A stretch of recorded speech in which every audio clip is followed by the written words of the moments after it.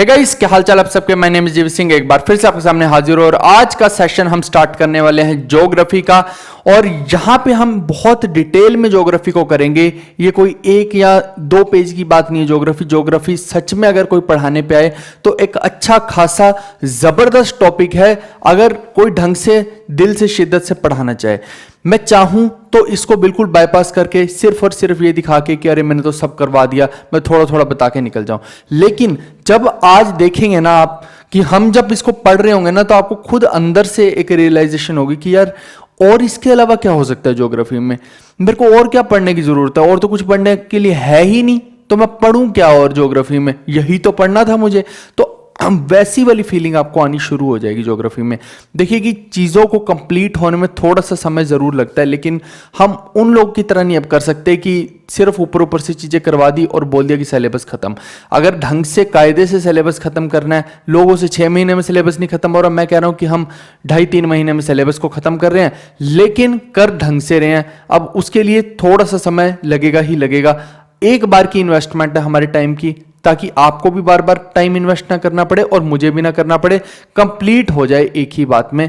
ठीक है, तो चलिए आज देखते हैं कि ज्योग्राफी के अंदर हम क्या करेंगे। बस आपको क्या करना है, थोड़ा धैर्य बना के रखना है चीज़ों के लिए, ताकि आपको चीज़ें अच्छे से समझ में आती रहे और मैं ढंग से बनाता रहूं। सिर्फ बाईपास करना is not the good thing. बस मैं सिंपल सी बात आपको कम शब्दों में यही समझाना चाहूंगा, है ना। तो आइए मैं आपको बताता हूं कि इसके अंदर हम करने क्या वाले हैं। आप देखेंगे कि इसके अंदर हम टोटल 26 टॉपिक हैं जो करने वाले हैं।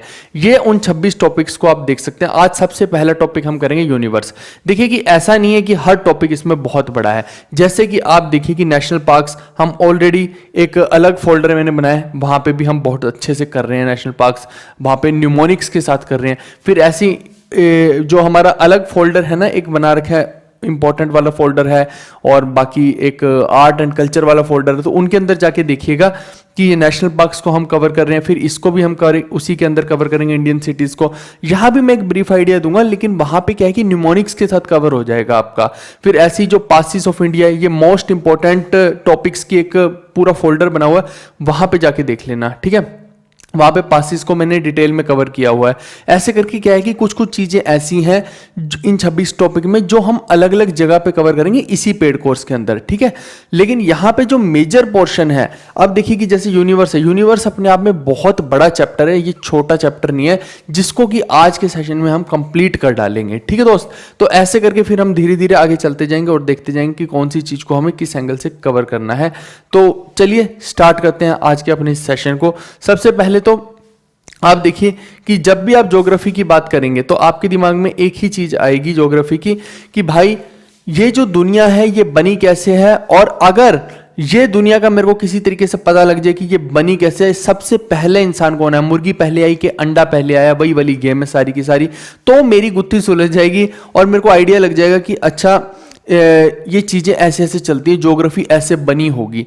क्यों मैं कह रहा हूं इस बारे में, क्योंकि बात यहां पे ज्योग्राफी में सिर्फ इंडिया की ज्योग्राफी की या अर्थ की ज्योग्राफी की नहीं होती है, यहां पे यूनिवर्स भी इसके अंदर ही कवर्ड होता है। अब जो यूनिवर्स कवर्ड है जब, तो फिर वहां से एक माइंड में आएगा कि ये यूनिवर्स बना कैसे है, हम कहां से आए, रियल चीज क्या है, वो एक दिमाग में आती है। तो बहुत सारे साइंटिस्ट ने अपनी अपनी थ्योरी दी, क्योंकि ऐसा तो था नहीं कि बिलियंस ऑफ साल पहले कोई था, ये तो सारी की सारी चीजें बिलियंस ऑफ ईयर्स पहले हुई हैं। अब हम तो यही बोलते हैं कि दुनिया चलती आ रही है, तो वही वाली सीन है कि अब जो बिलियंस ऑफ साल पहले जो है हुआ क्या था, इस बारे में साइंटिस्ट ने जानने की कोशिश की। तो इन्होंने क्या किया, लार्ज हैड्रॉन कोलाइडर नाम का एक एक्सपेरिमेंट किया था, उसके अंदर इन्होंने कोशिश की वैसे वैसी चीजों को करने की। लेकिन वो जो थ्योरी है वो तो एक एक्सपेरिमेंट हो गया, वो फेल हुआ नहीं हुआ, वो उतना कोई खास सक्सेसफुल नहीं हुआ, लेकिन मेन जो उसके पीछे थ्योरी थी ना कि क्यों वो एक्सपेरिमेंट किया गया, क्या जानने के लिए किया गया, वो थी बिग बैंग थ्योरी। अब ये जो बिग बैंग थ्योरी है ये है क्या, आपको ये थोड़ा सा एक आइडिया मैं देता हूं। बिग बैंग थ्योरी क्या बोलते हैं कि एक ना छोटा सा डार्क पार्टिकल था जो कि था ब्लैक रंग का। अभी मैं रेड रंग का बना रहा हूं, नहीं तो ब्लैक बोर्ड पे ब्लैक बनाऊंगा तो सेंस नहीं है ना थोड़ी सी। तो आप देखिए कि ये जो छोटा सा डार्क पार्टिकल जो ब्लैक कलर का था, वो सबसे पहले एग्जिस्टेंस में आया। अब ये जो पार्टिकल है ये वही एक वो होता है ना, एक कण होता है जिससे सबकी उत्पत्ति हुई है। बोलते हैं ना कि एक से ही सब उपजे हैं, सब मानस एक से ही उपजे हैं, गुरु ग्रंथ साहिब में भी बोला जाता है। हर धर्म भी यही सिखाता है कि एक से ही सबकी उत्पत्ति हुई है, तो ये वही एक है। अब ये है कलर किसका, क्या है, ब्लैक कलर है। आप मेरे को बताइए कि ब्लैक कलर की प्रॉपर्टी क्या होती है। ब्लैक कलर की प्रॉपर्टी होती है हर चीज को अपने अंदर एब्जॉर्ब कर लेना, एब्जॉर्ब कर लेना। वो एमिट भी बहुत अच्छे से करता है, यूं करके छोड़ता है रेज, लेकिन वो एब्जॉर्ब भी बहुत तगड़ी करता है। तो आप देखिए कि ये ब्लैक पार्टिकल ने क्या किया, इसके रास्ते में जो आता गया ये उसी को खाता गया, एब्जॉर्ब करता गया। जब ये इसने बहुत सारी चीजों को एब्जॉर्ब करता गया, ये बड़ा होता गया और इसने बहुत तगड़ी चीजों को एब्जॉर्ब कर लिया, जितनी भी आसपास की चीजें थी उनको एब्जॉर्ब कर लिया। लेकिन आप देखिए कि ये एब्जॉर्प्शन के चक्कर में क्या हुआ कि इसकी एनर्जी लेवल जो इसके अंदर है वो बढ़ता गया, क्योंकि ये ब्लैक कलर है। तो जैसे ही कोई हीट आई, कुछ भी आया, तो इसने उसको भी एब्जॉर्ब कर लिया। तो ऐसे धीरे धीरे करके क्या है, इसके अंदर का जो ज्वाला है ना वो बढ़ती ही गई, जो अंदर की हीट है वो बढ़ती गई। अब आप मेरे को बताओ कि कोई चीज है जब उसके अंदर की हीट बढ़ती जाएगी तो एट द एंड क्या होगी, ब्लास्ट होगी। तो ये जो ब्लैक पार्टिकल था ये बूम करके ब्लास्ट हो गया, और जैसे ही ये ब्लास्ट हुआ तो इसके अंदर से बहुत सारे पार्टिकल्स निकले। अब वो जो बहुत सारे पार्टिकल्स थे उनमें से कुछ स्टार्स वगैरह, कुछ पार्टिकल्स मिल मुल के बन गए गैलेक्सीज, बहुत सारी गैलेक्सीज बन गई। जैसे कि 10 की पावर हम बोलते हैं यूजुअली कि 10 की पावर 11 इतनी गैलेक्सीज बन गई। और कुछ पार्टिकल ऐसे थे जो आपस में जुड़ जाड़ के क्या बन गए, कॉन्स्टलेशंस बन गए। जैसे सप्तऋषि तारामंडल हो गया। आगे हम देखेंगे, 2-4 देखेंगे तो आपको समझ में आएगा कि क्या क्या होते हैं कॉन्स्टलेशन और कैसे बने। तो वो कुछ स्टार्स का समूह बन गया कॉन्स्टलेशन, कहीं से पोल स्टार निकल आया, कहीं से सीरियस निकल आया, यानी कि वहीं से सारी की सारी चीजें निकल आई। अब उसी में से कहीं ना कहीं प्लेनेट भी निकल आए। अब वहीं से क्या हुआ कि कुछ ऐसे पार्टिकल्स थे जो पूरा प्लेनेट ना बन पाए, आधा अधूरा रह गए, तो वो उनको हमने बोल दिया ड्वार्फ प्लेनेट है भाई, बौने ग्रह हैं, ये पूरा बन ही नहीं पाए। और वहीं से देखिए कि एस्ट्रॉइड्स, मीटोराइट्स, ये सब चीजें क्या है उसी ब्लास्ट के अंदर से निकली। अब इस ब्लास्ट को देखिए कि क्या बोलते हैं कि ये जो यूनिवर्स है ना हमारा एक्सपेंड कर रहा है हमेशा, ये रुका नहीं हुआ है। ये नहीं है कि यूनिवर्स एक जगह पे रुका हुआ है कि ये यूनिवर्स है, जी नहीं। आप देखिए कि कोई भी वर्ल्ड के अंदर, यूनिवर्स के अंदर कोई भी चीज जो है रुकी नहीं हुई, कंटिन्यूसली चल रही है। और हम क्यों बोल रहे हैं, क्योंकि वो जो ब्लास्ट हुआ था ना, हम ये बोल रहे हैं कि वो ब्लास्ट अभी भी कंटिन्यूसली ऐसे ही, क्योंकि वो ब्लास्ट हुआ तो चीजें ऊपर, तो भैया कोई रोकने की शक्ति तो है नहीं है ऊपर, तो जो हो गया ठा करके जो एनर्जी आ गई तो वो तो दूर दूर तक जाएगा फिर, है ना। तो वो अभी भी ब्लास्ट यूं यूं यूं यूं एक्सपेंड करे जा रहा है दोस्त, ठीक है। और हम ये बोल रहे हैं कि चीजें जो कूल डाउन हो गए, प्लेनेट वगैरह या एस्ट्रॉइड वगैरह, ये ठंडा होके जो बनना था बन गया, लेकिन क्योंकि ये अभी एक्सपेंड करे जा रहा है, अब एक पॉइंट ऐसा कभी ना कभी फ्यूचर में आएगा, बिलियंस ऑफ ईयर्स बाद आएगा, कि क्या होगा कि वो जो एक्सपेंशन है ना रुक जाएगी। अब इसको समझना कैसे है, ये एक गट्ठा है, एक रबड़ यहां से यूं गई, एक यहां से, एक यहां से, एक यहां से, यानी बहुत जगह से वो जो रबर होती है ना, जो जैसे गुत में लगाते हैं रबड़, वैसे समझ लीजिए। तो वो हेयर बैंड या रबड़ जो है यूं जा रही है, लेकिन जैसे ही इसको खींचने वाली कोई शक्ति जो है वो रोक देगी, तो क्या होगा, जैसे ही ये रुकेगी, ये यूं जा रही, जैसे ही रुकेगी टक करेंगे तो वापस से रबड़ यहां पे आएगी, और जितना भी कुछ फैला हुआ है ना वो रायता वापस से सिमट जाएगा और एक बाउल में बंद हो जाएगा, उसी पार्टिकल में वापस से बंद हो जाएगा। ऐसा साइंटिस्ट की थ्योरी है। आजकल एक आध थ्योरी और भी चली हुई, वैदिक थ्योरी, जिसमें बोलते हैं कि वाइब्रेशंस जो हैं उनसे सब कुछ हो रहा है, और वो हम देख भी सकते हैं कि बिना वाइब्रेशन के वैसे भी कोई ब्लास्ट नहीं हो सकता। तो वाइब्रेशन जो है ना वो रियल चीज है, वाइब्रेशन से ही सब चीजें पैदा होती हैं एक तरह से, बिना वाइब्रेशन के कुछ भी नहीं है। तो वैदिक थ्योरी बोलते हैं कि भगवान ने आंख खोली और वाइब्रेशन हुई, ऐसे करके। तो वो ठीक है, अपनी अपनी धारणा है, लेकिन हम लॉजिकल बात यहां पे करेंगे। तो मोस्ट एक्सेप्टेड थ्योरी क्या है, बिग बैंग थ्योरी है। तो जब ये एक्सप्लोड हुई तो वो बिग बैंग हुई, लेकिन अगर इन फ्यूचर क्या है कि वापस जब रबर्स अपनी वापस उस जगह पे आएंगी तो इसको बोलेंगे थ्योरी ऑफ क्रंच, ठीक है। क्या बोलेंगे, थ्योरी ऑफ क्रंच। तो ये इसकी उत्पत्ति की पूरी मैंने कहानी आपको समझा दी है दोस्त, ठीक है। अब हम आगे बढ़ेंगे और चीजों को एनालाइज करेंगे कि इसके अंदर होता क्या क्या है। आप देखिए कि अगर कोई बोलेगा कि ईश्वर नहीं है तो हम यही बोलेंगे कि इतनी सारी व्यवस्था बना रखी भाई, तो ईश्वर तो है। इसका अदरवाइज किसी भी देश को बनाने के लिए, किसी भी सत्ता को बनाने के लिए व्यवस्था की जरूरत होती है, और इतना बड़ा सिस्टम बन गया तो ईश्वर तो है, सिंपल सी बात ये है। और एक और चीज मैं आपको बता दूं कि ये जो वीडियोस हैं ये YouTube की वीडियोस से एकदम से डिफरेंट है, क्योंकि जब आप इसके अंदर कंटेंट देखेंगे और कंपेयर करने बैठेंगे तो अभी ये तो कई सौ घंटे की बनेगी, है ना, तो वहां पे आपने 7 घंटे की देखी होगी, ये तो बहुत घंटों की बनेगी और कंटेंट में भी बहुत वेरिएशन देखने को मिलेगी। कुछ कुछ सेम देखने को मिलेगा कंटेंट, लेकिन बहुत जगह पे आपको चेंजेस नजर आएंगे। तो आप गलती से भी ये मत समझ लेना कि ये कोई यूट्यूब की वीडियो, जी नहीं, ये रियल अभी फ्रेश बन रही वीडियोस हैं। ठीक है दोस्त, अब आगे हम बढ़ते हैं। एक आपने बचपन में सुना होगा, जो हम शक्तिमान नहीं देखते थे तो वो तमराज के लिए बोलता रहता था, अंधेरा कायम रहे, अंधेरा कायम रहे। लेकिन उस भड़वे आदमी को ये नहीं पता था कि भाई अंधेरा तो पहले से ही मौजूद है और कितना कायम करेगा। क्योंकि आप देखिए कि हर चीज में अंधेरा है, पूरा यूनिवर्स ही अंधेरा है, और लाइट तो हम केवल उस अंधेरे को थोड़ी देर के लिए मिटाने के लिए हम जलाते हैं, लेकिन जैसी बत्ती गुल मीटर चालू, है ना, सुना है मूवी, है ना, तो यानी कि अंधेरा चालू। और आप देखिए कि अगर ये इतना ज्यादा अंधेरा, आप स्पेस में चले जाइए, आपको वहां पे समय का भी बोध नहीं होगा, टाइम का भी एहसास नहीं होगा। अभी मैं पूरी की पूरी भूमिका बांध रहा हूं यूनिवर्स की, आगे हम जब बढ़ेंगे कंटेंट करने बैठेंगे तो फिर हम बहुत फास्ट से करते जाएंगे। ठीक है, तो टाइम का बिल्कुल भी बोध नहीं होगा। अगर आप स्पेस में चले जाएंगे आपको पता ही नहीं लगेगा कि क्या टाइम हुआ है। और ये टाइम किस लिए पता लग रहा है? क्योंकि मूवमेंट है, वाइब्रेशंस हैं, सब चीजें एक्सपेंड कर रही हैं, चल रही हैं, इस वजह से ही हमें समय का पता लग रहा है। ठीक है, आपको एक अंधेरे कमरे में डाल दूं तो कभी भी आपको समय का बोध नहीं होगा, चाहे सुबह हो जाए, चाहे शाम हो जाए, दिन हो जाए, जब अंधेरा ही है पूरा, एक काल कोठरी में डाल दिया तो आपको क्या पता लगेगा? कहीं से रोशनी आ ही नहीं रही कि अभी क्या समय चल रहा है, तो आप बिल्कुल भी अंदाजा नहीं लगा पाएंगे। ठीक है दोस्त, तो ये जो कहानी मैंने बताई है, ये एक भूमिका मैंने आप लोगों के लिए बांध दी है कि अंधेरा शाश्वत है, सब जगह पे अंधेरा ही अंधेरा है। ठीक है जी, तो वही ब्लैक पार्टिकल की बात हो रही है। आप देखिए कि हमारे यूनिवर्स के अंदर है क्या क्या चीजें हैं। हमारे यूनिवर्स में देखिए जो मेन हमें चीजें पढ़नी है ना, देखिए मैंने कहा कि गैलेक्सीज तो बहुत है, 10 की पावर 11 गैलेक्सीज हैं। अब कितनी पढ़ोगे आप गैलेक्सीज, ये भी अभी हमारे अंदाजे ही है कि इतनी गैलेक्सीज हैं, रियलिटी में हमें भी कुछ नहीं पता कि कितनी गैलेक्सीज हैं। तो अब मुद्दे की बात यह है कि हमें जो पढ़ना है ना अपने कंटेंट के अकॉर्डिंग, अपने सिलेबस के अकॉर्डिंग, तो हमें यूनिवर्स में एक तो गैलेक्सीज पढ़ना है, दूसरा हमें मेन जो है सोलर सिस्टम पढ़ना है। गैलेक्सीज के अंदर क्या बहुत सारी सेलेस्टियल बॉडीज आ जाएंगी कि एस्ट्रॉइड क्या होते हैं, पोलर स्टार क्या होते हैं, है ना, पल्सर क्या होता है, पता नहीं क्या क्या आ जाएंगे, अभी देखना अब न्यूट्रॉन स्टार क्या होता है। फिर सोलर सिस्टम में आपके जो प्लैनेट्स और सन आ जाएगा। तो मेजर पोर्शन, जो मेन इंपॉर्टेंट पोर्शन है वो सोलर सिस्टम है। आइए अब आप देखिए कि हम गैलेक्सीज की बात करते हैं दोस्त। तो गैलेक्सीज को जब भी करेंगे, ये थोड़ा सा मैं दिखा भी देता हूं आपको, ये आप वीडियोस देख सकते हैं। तो आप यहां पे देखेंगे कि ये देखिए, ये गैलेक्सी हमारी ही गैलेक्सी है, तो ये इस तरह से गोल गोल घूम रही है। मैंने बोला कि हर चीज घूमती है, और यहां पे देखिए बहुत सारे तारे हैं, और बीच में जो है ये हमारा सोलर सिस्टम है, बिल्कुल बीचों बीच सोलर सिस्टम। बाकी ये गैलेक्सी ऐसे घूम रही है खुद भी, और चारों तरफ क्या है, इसके बहुत सारे स्टार्स हैं, तारे हैं। ठीक है दोस्त, क्या इतनी सी आइडिया लग गया आपको कि गैलेक्सी क्या होती है? गैलेक्सी एक तरह से ये है कि हमारी जो गैलेक्सी, जैसे मिल्की वे गैलेक्सी है, तो गैलेक्सी में कुछ नहीं है। गैलेक्सी में क्या है कि पूरा का पूरा सोलर सिस्टम है, और बहुत सारे तारे हैं, बहुत सारे एस्ट्रॉइड हैं, यानी ये पूरा का पूरा एक सेट है, एक सिस्टम है।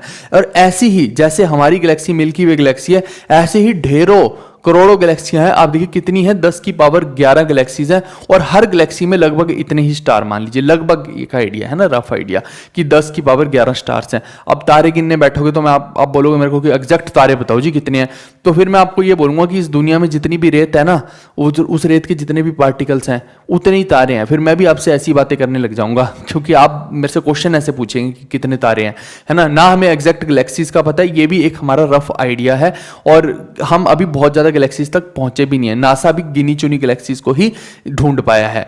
तो अभी अगर मैं आपको एग्जैक्ट बताऊं ना, तो जो एंड्रोमेडा गैलेक्सी है, ये बिल्कुल हमारे जो मिल्की वे गैलेक्सी है, इसके बिल्कुल पास में है ये गैलेक्सी। और इसको मतलब कि नंगी आंखों से भी कभी कभार देखा जा सकता है, लेकिन यूं नहीं कि आप यूं ही इसको देख लेंगे कि वो रही गैलेक्सी, ऐसा नहीं हो सकता है। ठीक है, लेकिन ये इसको जैसे टेलीस्कोप्स वगैरह की मदद से देखा गया तो बिल्कुल सबसे नियरेस्ट गैलेक्सी जो है हमारी एंड्रोमेडा गैलेक्सी ही है।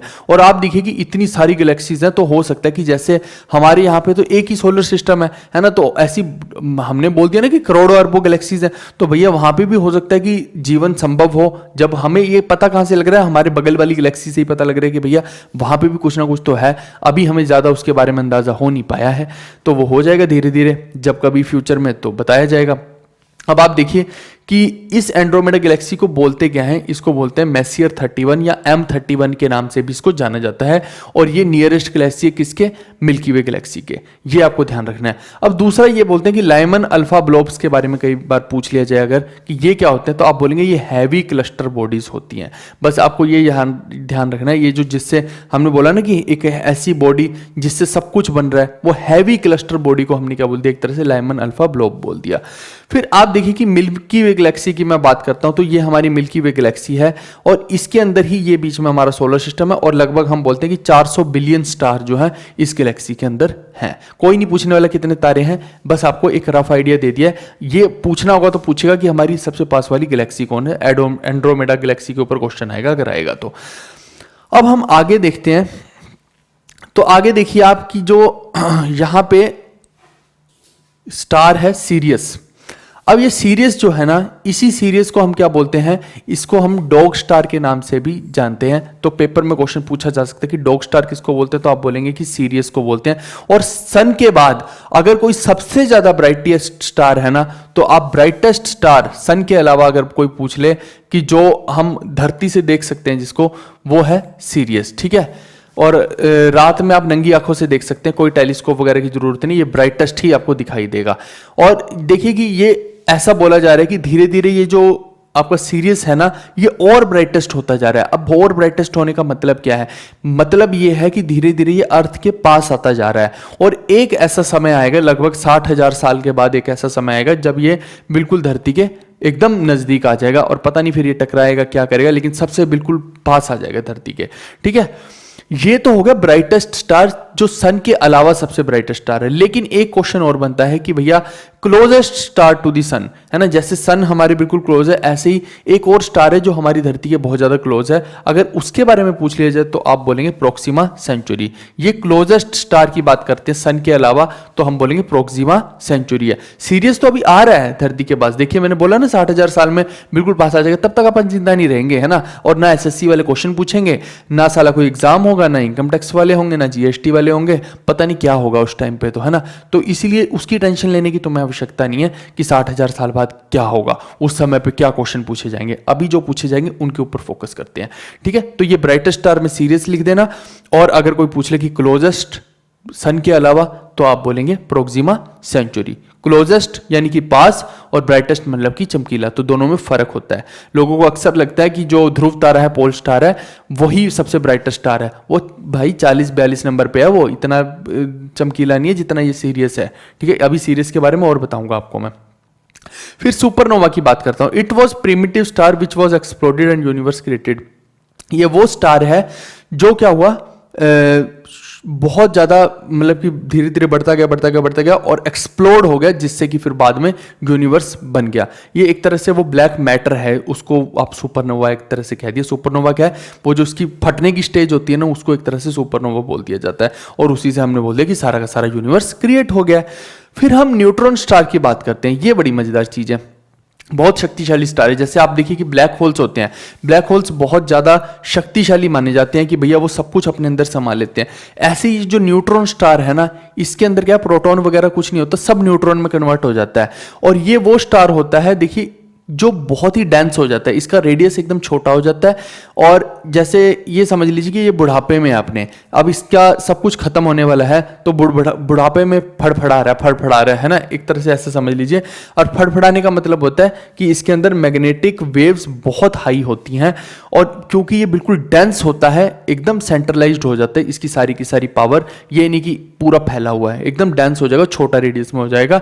और ये बिल्कुल आप समझ लीजिए कि जब तारे बिल्कुल बुढ़ापे में है, बुझ रहे हैं एक तरह से, उस सिचुएशन में ये होता है, यानी कि एकदम डेड पार्टिकल्स का जो ये बनता है। तो वही चीज यहां भी लिखी है। बस इसमें मेन चीज है जो ग्रेविटेशनल वेव्स जो हैं और मैग्नेटिक वेव्स जो हैं बहुत हाई होती हैं। कहते हैं कि अगर ये बाई चांस कभी अर्थ के बिल्कुल पास में आ गया तो हम सब खत्म, खल्लास हो जाएंगे। क्यों हो जाएंगे खल्लास? सिर्फ इसके पास आने मात्र से। उसका कारण है कि ये इतनी वेव्स को छोड़ेगा, ग्रेविटेशनल वेव्स को, कि जहां पे धरती के अंदर जो पानी है ना, पानी यूं उछल उछल के भैया सब जगह पे फ्लडिंग कर देगा, और यहाँ पे बुरे हाल हो जाएंगे। आप देखिए कि हम बोलते हैं कि मून वगैरह के पुल से ही वेव्स जनरेट होती हैं, तो आप सोचो कि न्यूट्रॉन स्टार आ जाए तो वो तो पता नहीं क्या करेगा भाई। अगर चंद्रमा ही पुल क्रिएट कर सकता है तो फिर न्यूट्रॉन स्टार तो और खतरनाक काम कर सकता है, क्योंकि इसके पास तो वो पावर है करने की। तो ये जो है चीज कहानी हो गई न्यूट्रॉन स्टार के बारे में। अगर न्यूट्रॉन स्टार कभी ब्लैक होल से टकराएगा तो क्या होगा, तो एज सच तो इसके बारे में कुछ नहीं पता, लेकिन हाँ ये है कि इतना भी शक्तिशाली नहीं कि ब्लैक होल से टकरा जाए। अगर ब्लैक होल से टकराएगा तो फिर ब्लैक होल के अंदर ही जाएगा। और हमें ये नहीं पता कि भाई, कई बार लोग समझते हैं कि ब्लैक होल जो है बहुत बुरी चीज़ है, क्या पता कैसे भाई इस तरफ से जो ब्लैक दिख रहा है कि उसके अंदर जा रहा है, क्या पता उसका दरवाजा कहाँ खुलता है भाई, क्या पता स्वर्ग को जा रहा हो, हमें क्या पता है ना। तो हमें नहीं पता कि ब्लैक होल की दूसरी साइड पता नहीं कितनी हसीन दुनिया हो, वी डोंट नो। तो बस हमें तो एक साइड पता है, दूसरी में जाने की किसी की हिम्मत नहीं है और कोई जा भी नहीं पाएगा। सिंपल सी बात ये है। फिर हम आगे बढ़ते हैं, आगे हम बात करते हैं एस्ट्रॉइड्स की। एस्ट्रॉइड्स क्या होते हैं, आइए उनके बारे में थोड़ा सा जान लेते हैं। मैं साथ के साथ आपको एनिमेशंस चलाता रहा। तो ये छोटे छोटे पार्टिकल जो दिख रहे हैं इन्हीं को क्या बोलते हैं, एस्ट्रॉइड बोलते हैं। एक तरह से आप अगर आसान भाषा में समझना चाहे तो ये आसमान के अंदर छोटे छोटे कण हैं, छोटे छोटे पत्थर टाइप मान लीजिए इनको, तो वो क्या हो गए, एक तरह से एस्ट्रॉइड हो गए। अब ये स्मॉल फ्रेगमेंट्स ऑफ रॉक हैं और डस्ट हैं that keep revolving around the sun between the orbits of Mars and Jupiter. तो ये ज़्यादा अगर आप एस्ट्रॉइड्स को देखेंगे ना तो इसकी पूरी की पूरी एक बेल्ट होती है, कहाँ पे होती है, मार्स और जुपिटर के बीच में होती है। ये देखिए, ये जुपिटर है और ये मार्स है और इसके बीच में ये आपको एक बेल्ट दिखाई दे रही है, और ये पूरी की पूरी बेल्ट जो है सन के चारों तरफ चक्कर लगाती है। ये देखिए, ये देखिए, ये पूरी बेल्ट घूमते घूमते यहाँ पे आ रही है। तो ठीक है, ये क्या हो गया, आपके एस्ट्रॉइड हो गए। फिर पल्सर क्या होता है, ये पल्सर वो नहीं होती भाई, ये वो नहीं है, आ जाओ वापस। ये पल्सर क्या है, may look like star. Pulsar भी क्या होता है, एक तरह से हेवनली बॉडी ही है, ये सेलेस्टियल बॉडी है, लेकिन ये दिखती तारों जैसी है और ब्लिंक भी करेगी, लेकिन रियलिटी में क्या होगा, ये तारे नहीं है। These objects are not actually stars. Pulsar is highly magnetized rotating neutron star होता है। न्यूट्रॉन स्टार मैं बता चुका हूं कि क्या होता है, लेकिन यहां पे क्या मैंने बताया कि जो पल्सर है, पल्सर क्या बोलेंगे, पल्सर जो दौड़ती है ना, तो आप समझ लीजिए जो न्यूट्रॉन स्टार है अगर वो हाईली मैग्नेटाइज्ड हो जाए, उसके अंदर बहुत तगड़ी ज्यादा वेव्स बन जाएं, तो फिर वो क्या हो जाएगा, मैग्नेटाइज्ड रोटेटिंग न्यूट्रॉन स्टार क्या बन जाएगा, पल्सर बन जाएगा। यानी कि अलबादी उद्दंड बालक बन जाएगा, जो वो क्या है, पल्सर बन जाएगा। ठीक है दोस्त, तो ये मैंने कहानी आपको बताई है, किसके बारे में बताई है, सारी की सारी मेन सेलेस्टियल बॉडीज के बारे में। अभी कॉन्स्टलेशन के बारे में भी मैं बताऊंगा। आप देखिए कि एक व्यक्ति है, जैसे मैं थोड़ा सा एक आइडिया देता हूं आपको। पहले मैं यहां पे मान लीजिए कि अगर मैं आपको बोलूं कि स्टार बनाइए, तो आप में से बहुत सारे लोग क्या करेंगे, जैसे ही मैं बोलूंगा ना स्टार बनाइए, बहुत सारे लोग तो ये बनाएंगे सबसे पहले। मेरे दोस्त, क्या ये स्टार होता है क्या, सच बताना मेरे को, क्या ऐसा स्टार होता है? पता नहीं किसने सिखाया, ये किसने सिखाया आपको, बचपन में टीचरों ने सिखाया है ऐसा बना बना के। कभी 1 स्टार देते थे, कभी 2 स्टार देते थे। स्टार कभी भी ऐसा होता ही नहीं है। आपको आज मैंने इतनी सारी वीडियोस दिखाई, इतनी सारी एनिमेशंस दिखाई, कहीं दिखा आपको ऐसा स्टार? जी नहीं, ऐसा स्टार कभी नहीं होगा। रीजन बीइंग कि स्टार का भाई कोई शेप नहीं है, कोई आकार नहीं है, ऊपर से वो गैस है बिल्कुल। तो आप बताइए कि ऐसा हो सकता है क्या? बिल्कुल भी नहीं हो सकता। अच्छा, तो फिर ये हमें ब्लिंक होता हुआ क्यों दिखाई देता है? आप मेरे को बताओ कि जब भी रिफ्रैक्शन होती है, आप देखो, आप यहाँ पे हैं, आप उधर देख रहे हैं तारे को, ठीक है। अभी आपको पता है कि यहाँ बीच में बहुत सारी लेयर्स भी हैं, बीच में बहुत सारी लेयर्स भी हैं। अब आप उधर देख रहे हैं, आप समझिए कि तारे की रोशनी जो है आपके तक आनी है। अब तारा यहां से अपनी रोशनी भेज रहा है, अलग अलग लेयर हैं अर्थ की, इतना तो पता है ना, एक्सोस्फेयर, ट्रोपोस्फेयर, आयनोस्फेयर, ये सब। तो अब मेरे को बताओ कि यहां पे स्पेस के अंदर कोई मीडियम क्या है? स्पेस के अंदर क्या होता है? रेयर मीडियम कोई है ही नहीं, वैक्यूम है, वैक्यूम है इधर तो स्पेस के अंदर, ठीक है, स्पेस में। और यहां पे क्या है, अब मान लीजिए एक्सोस्फेयर से एंटर कर रहे हैं, तो वहां पे एटमॉस्फेयर शुरू हो जाएगा, एयर का एटमॉस्फेयर शुरू हो जाएगा। तो आप मेरे को बताओ कि जब भी कोई रिफ्रैक्शन के अंदर क्या होता है, जब भी कोई चीज रेयर से डेंसर मीडियम में आती है, डेंसर में आती है, तो हम क्या बोलते हैं, वो नॉर्मल की तरफ झुक जाती है। तो ये क्या हो जाएगा, ये जो नॉर्मल है, अगर इसको ऐसे आना था तो ऐसे ना आके, ऐसे ना आके ये इस तरफ को हो जाएगी, थोड़ी सी ये इस तरफ को हो जाएगी। ऐसे ही फिर जब ये यहां आएगी तो ये इस तरफ को हो जाएगी। ऐसे ऐसे करके बेसिकली आप इसको, बंदे को यहां बना लीजिए थोड़ा सा, व्यक्ति को यहाँ बना लीजिए तो आसान हो जाएगा। ऐसे ऐसे करके झुकते झुकते ये इस तरह से दिखाई देगी। अब इस आदमी को आप समझना, इस आदमी को ये एयर के एटमॉस्फेयर की वजह से जो तारा इधर है ना, ये आदमी को तारा कहाँ दिखाई देगा आप समझना, इसकी इमेज कहाँ जाके बनेगी, इस तारे की इमेज यहाँ जाके बन रही होगी। क्या ये बात आप समझ पा रहे हैं? तो क्योंकि वो तारा तो उधर है लेकिन इसको दिख इधर रहा है, क्यों? क्योंकि ऐसे ऐसे डोलते डोलते आ रहा है सारी की सारी लाइट। तो कभी इसको ये दिख रहा होगा, कभी उधर। ये जो पोजीशन है ना तारे की, ये कभी इधर कभी इधर कभी इधर कभी इधर दिखेगी, क्योंकि एटमॉस्फेयर के अंदर ये जो ट्रैवल हो रही है ना लाइट, ये रिफ्रैक्शन की वजह से आगे पीछे हो रही है लाइट।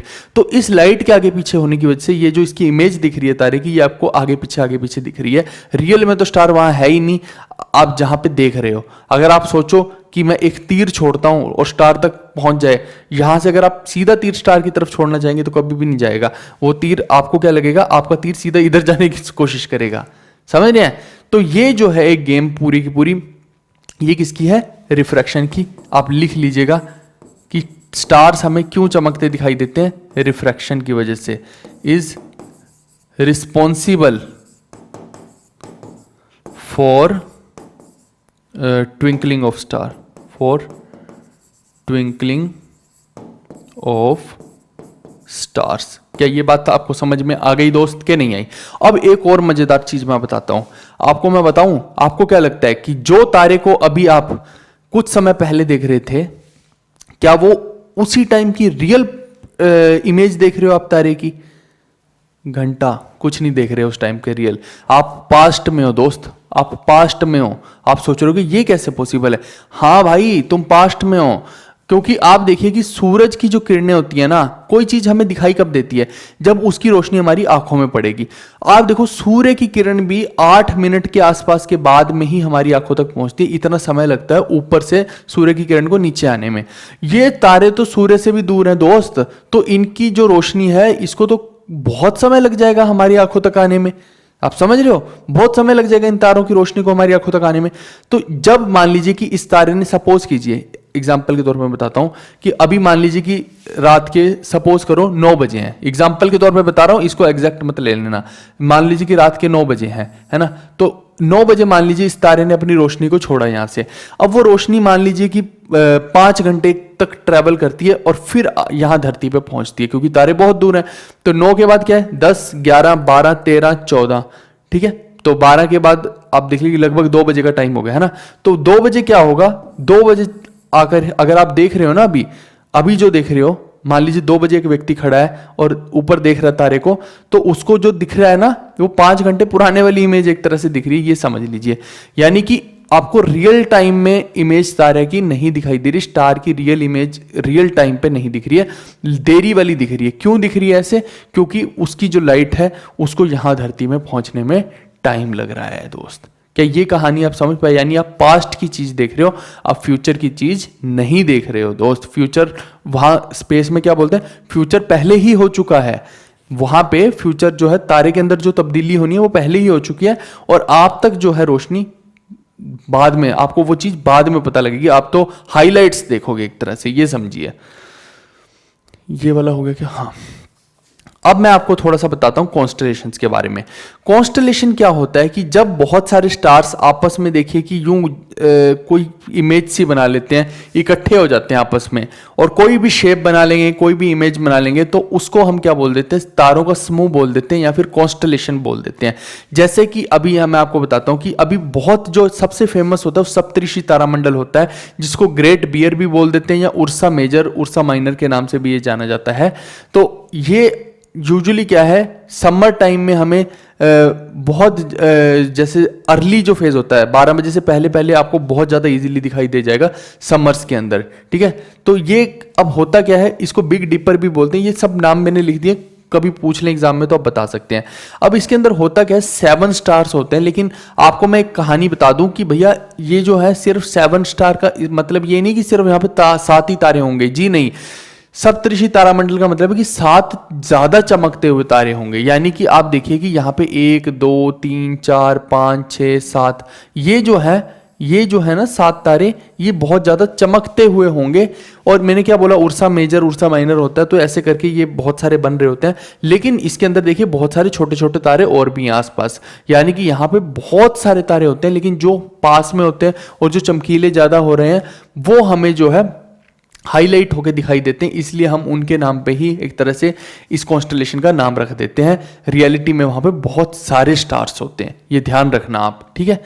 और ये देखिए कि ये जो है ना, आपको एक तो इसकी जो डिजाइन है, ये या तो आप इसको हथौड़ी की तरह समझ लीजिए, या फिर एक्स की तरह समझ लीजिए, या फिर एक क्वेश्चन मार्क समझ लीजिए। देखिए ना कि क्वेश्चन मार्क को ऐसे अगर मैं बनाऊं तो ऐसे बन गया ना, ये देखिए लगभग ऐसे, या फिर ऐसे हथौड़ी को बना लीजिए, हथौड़ी कह रहा हूं, कुल्हाड़ी को बना लीजिए, तो ऐसी कुल्हाड़ी भी बन सकती है।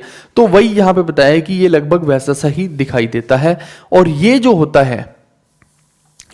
है ना, ये किसके अराउंड घूमता है, ये देखिए ये बियर बन जाएगा पूरे का पूरा। जब ये हो गई, एक ऐसे इधर को बनेगी, ऐसे ऐसे 2-4 बनेगी, तो ये पूरा बियर बन जाएगा, इसलिए इसको बियर शेप भी बोल देते हैं, सप्तऋषि तारामंडल भी बोल देते हैं। ये देखिए 7 तारों का समूह। और ये जो है ना, ये किसके अराउंड घूमता है, ये पोल स्टार के अराउंड घूमता रहता है। बीच में होगा पोल स्टार। पोल स्टार देखिए कि एकदम एक ही पॉइंट पे रहता है, क्योंकि ये नॉर्दर्न स्टार होता है, एकदम पोल पे होता है, तो इसीलिए इसको बोलते हैं कि जो चीज ऊपर है वो कहां से घूमेगी। अब देखिए ना, ये मैं दिखाता हूं आपको, इसको आप अर्थ मान लीजिए, इसको आप अर्थ मान लीजिए। मैं कहता हूं ये पोल स्टार है, तो अर्थ अगर ऐसे घूम रही है, तो क्या ऊपर वाली चीज घूम रही है? ऊपर वाली चीज इधर उधर कहीं जा रही है? बिल्कुल भी नहीं जा रही, वो तो यहीं रहेगी ना। लेकिन बाकी की जो चीजें हैं, जब अर्थ घूम रही है तो हमें लगेगा कि बाकी की जो तारे वगैरह वो ऐसे घूम रहे हैं। लेकिन यहां जो ऊपर वाली चीज है ना, वो अर्थ कितना भी घूम ले, चाहे कितना भी घूम ले, ये चीज हमें यहीं दिखाई देती रहेगी। तो एक तरह से जो चीज एक्सिस पे होती है ना, वो कभी भी हमें इधर से उधर घूमती हुई नजर नहीं आएगी, वो एक ही जगह पे टंगी हुई दिखेगी हमें, ठीक है। तो इसीलिए मैंने बोला कि पोल स्टार के चारों तरफ ये ऐसे चक्कर लगाता है। इसका यही कारण है कि उर्सा मेजर जो है पोल स्टार के चारों तरफ चक्कर क्यों लगा रहे हैं, क्योंकि ये एक तरह से हमें स्टेशनरी प्रतीत होता है, रुका हुआ प्रतीत होता है। अदरवाइज रुका हुआ कुछ भी नहीं होता है यूनिवर्स में, बट ये हमें प्रतीत हो रहा है रिलेटिवली। फिर जो पोल स्टार होता है, इसको आप साउथ वाली साइड से नहीं देख सकते हो। अब आप सोचेंगे कि अगर आप, जैसे अर्थ है, अर्थ के अंदर ये नॉर्दर्न हेमिस्फेयर है, ये साउदर्न हेमिस्फेयर है, बीच में ये मैंने कट लगा रखा है, वो इक्वेटर मान लीजिए, है ना। तो आप मेरे को बताओ कि अगर कोई व्यक्ति यहां पे है, इस तरफ है, साउथ वाली साइड में, अर्थ के साउथ वाली में, भारत के साउथ वाले में नहीं, अर्थ के साउदर्न हेमिस्फेयर में है, तो क्या वो इस तारे को देख पाएगा जो पोल स्टार है? पोल स्टार भाई यहां पे है, इस तरफ है, तो वो इधर वाला व्यक्ति कैसे देखेगा उसको? वो तो इधर रहता है, तो बड़ा मुश्किल है कि वो उधर देख पाए, बहुत ही इंपॉसिबल। तो इस वजह से क्या बोलते हैं कि ये जो है, इसीलिए इसको नॉर्दर्न स्टार बोलते हैं कि नॉर्थ वाले लोग इसको देख पाएंगे, साउथ वाले लोग इसको नहीं देख पाएंगे। और क्योंकि उर्सा मेजर और उर्सा माइनर भी यहीं पे होते हैं, तो इसीलिए साउथ के अंदर ही, अर्थ के साउदर्न हेमिस्फेयर के अंदर ही कुछ कुछ पार्ट ऐसे हैं जो उर्सा मेजर और उर्सा माइनर को भी नहीं देख पाते हैं। ठीक है दोस्त, चलिए आगे बढ़ते हैं। ये तो हो गया ना। अगला हम देखते हैं कॉन्स्टेलेशन ओरियन को। तो ओरियन देखिए कि यहां पे आपको देख भी रहे होंगे, ये एक तरह से आपको देखिए इस तरह का होता है। ये लाइनें होती नहीं, ये तो आपके समझाने के लिए मैंने बना दी है पूरी की पूरी। आप देखिए कि अगर ध्यान से देखेंगे ना, कि एक आदमी है, उसने ऐसे एक शील्ड पकड़ी हुई है हाथ में, और यहाँ पे एक लठ ले रखा है, और ये इस तरह से, ये इसकी बेल्ट हो गई। ये 3 तारे हैं ना, ये इसकी बेल्ट को प्रतीत करवा रहे हैं, ये पैर को, ये इस पैर को, ये यहाँ इस हाथ को, ये इस हाथ को, ये सर को। तो इस तरह से आप देख सकते हैं इसको।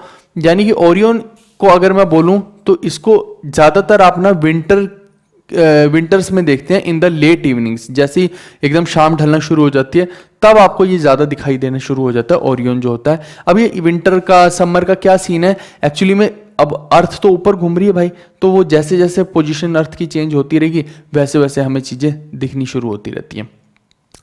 It is one of the most magnificent constellation in the sky. तो एकदम बहुत ऐसा लगता है कि क्या जबरदस्त चीज है। और इसके अंदर 7 या 8 तारे होते हैं, 7 भी कह सकते हो, 8 भी कह सकते हो, वो डिपेंड करता है आपके देखने के ऊपर, है ना। इसीलिए 7 to 8 हम बोल देते हैं। Orion is called the Hunter. इसको हंटर बोलते हैं, क्यों? क्योंकि शिकारी बोलेंगे, एक हाथ में शील्ड है, एक हाथ में ये कुल्हाड़ी सी है, ठीक है। अब ये वही मैंने इसकी पूरी की पूरी कहानी बताई कि ये होता क्या है कि 3 स्टार तो बीच में बेल्ट बनाते हैं, बाकी के जो इधर 2 इधर 2, या फिर इधर 3 भी मान सकते हो आप, डिपेंड करता है। मैंने वही बोला ना कि या तो 7 होंगे या 8 होंगे, आप जैसा भी कंसीडर करना चाहें।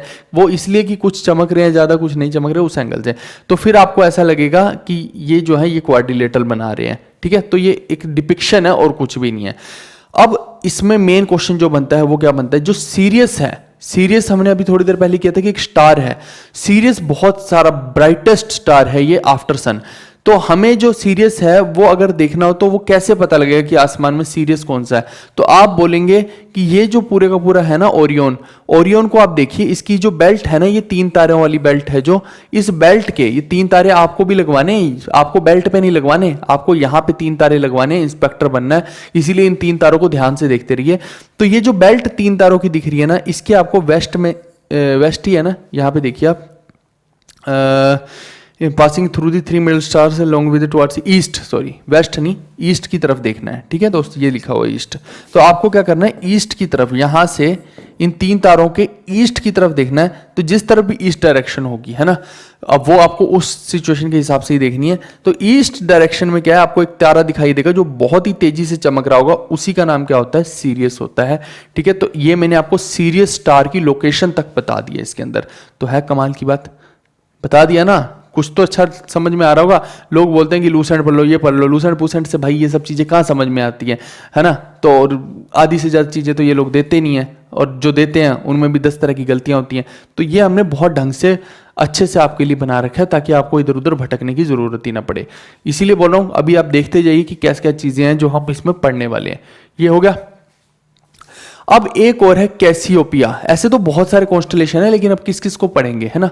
तो इसीलिए आप देखिए कि अगर मेरे को इसका, मैं मेन पढ़ा रहा हूं आपको, तो कैसियोपिया क्या, अगर मैं बोलूं तो ये अनदर प्रोमिनेंट कॉन्स्टलेशन है जो नॉर्दर्न स्काई में ही हमें, मतलब कि नॉर्थ की साइड में ही हमें दिखता है, नॉर्दर्न हेमिस्फेयर में ही अर्थ के।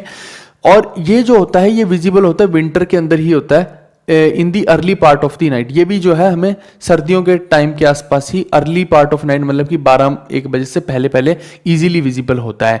अब ये जो होता है ये, इसकी भी अलग अलग तरह की शेप्स दिखाई देती हैं, जैसे कि आप ये देखिए, या तो ये आप इसको W बोल दीजिए, या फिर इसको आप M की शेप बोल दीजिए, या फिर आप बोल सकते हैं कि ये क्वीन बैठी हुई है। अब इसको थोड़ा सा यूं घुमाइए, ये देखो आप, इस तरह से, है ना, इसको क्या बोलते हैं, एक रानी इस तरह से बैठी हुई है, ये इसकी डिपिक्शन है ना। तो इसको क्वीन, जो सिटिंग क्वीन, अगर बोल रहे हैं ना सिटेड क्वीन जो है वो कौन सा कॉन्स्टलेशन डिपिक्ट करता है, तो आप बोलेंगे कैसियोपिया बोलता है, ठीक है। It looks like distorted letter W या M, ये W और M की तरह दिखता है। एग्जैक्ट W और M नहीं बोलेंगे, डिस्टोर्टेड, यानी कि W होता तो वो ऐसा होता, लेकिन ऐसा नहीं, इसको यूं चौड़ा कर दिया, आप देखिए ये बना दिया इस तरह से, इसको बोलते हैं डिस्टॉर्शन करना, यानी उसकी शेप को थोड़ा बिगाड़ना।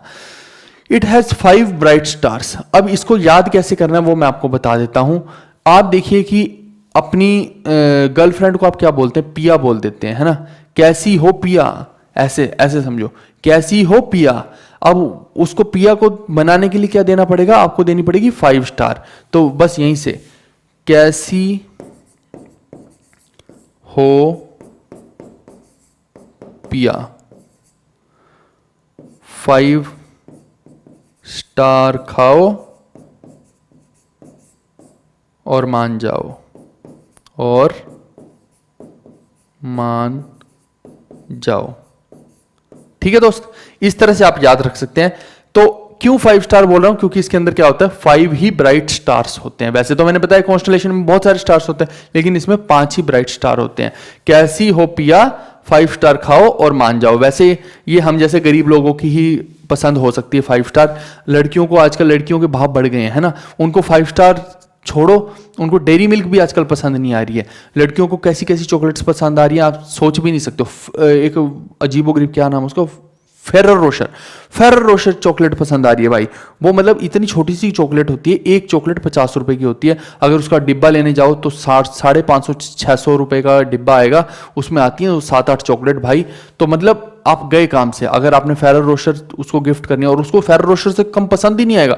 ये तो बिल्कुल गरीबों वाली चॉकलेट हो गई, है ना, कि कोई झोपड़ी में रहता हो हमारे जैसा लोग, जो जाके दे रहा है ना 5 स्टार, ये लोग खा लो। तो ये तो वो वाली बात हो गई। आजकल तो लड़कियों को भी भैया नेक्स्ट लेवल, नेक्स्ट यूनिवर्स, है ना, मिस यूनिवर्स हैं सारी की सारी लड़कियां भी आजकल, उनको 5 स्टार पसंद नहीं आती है।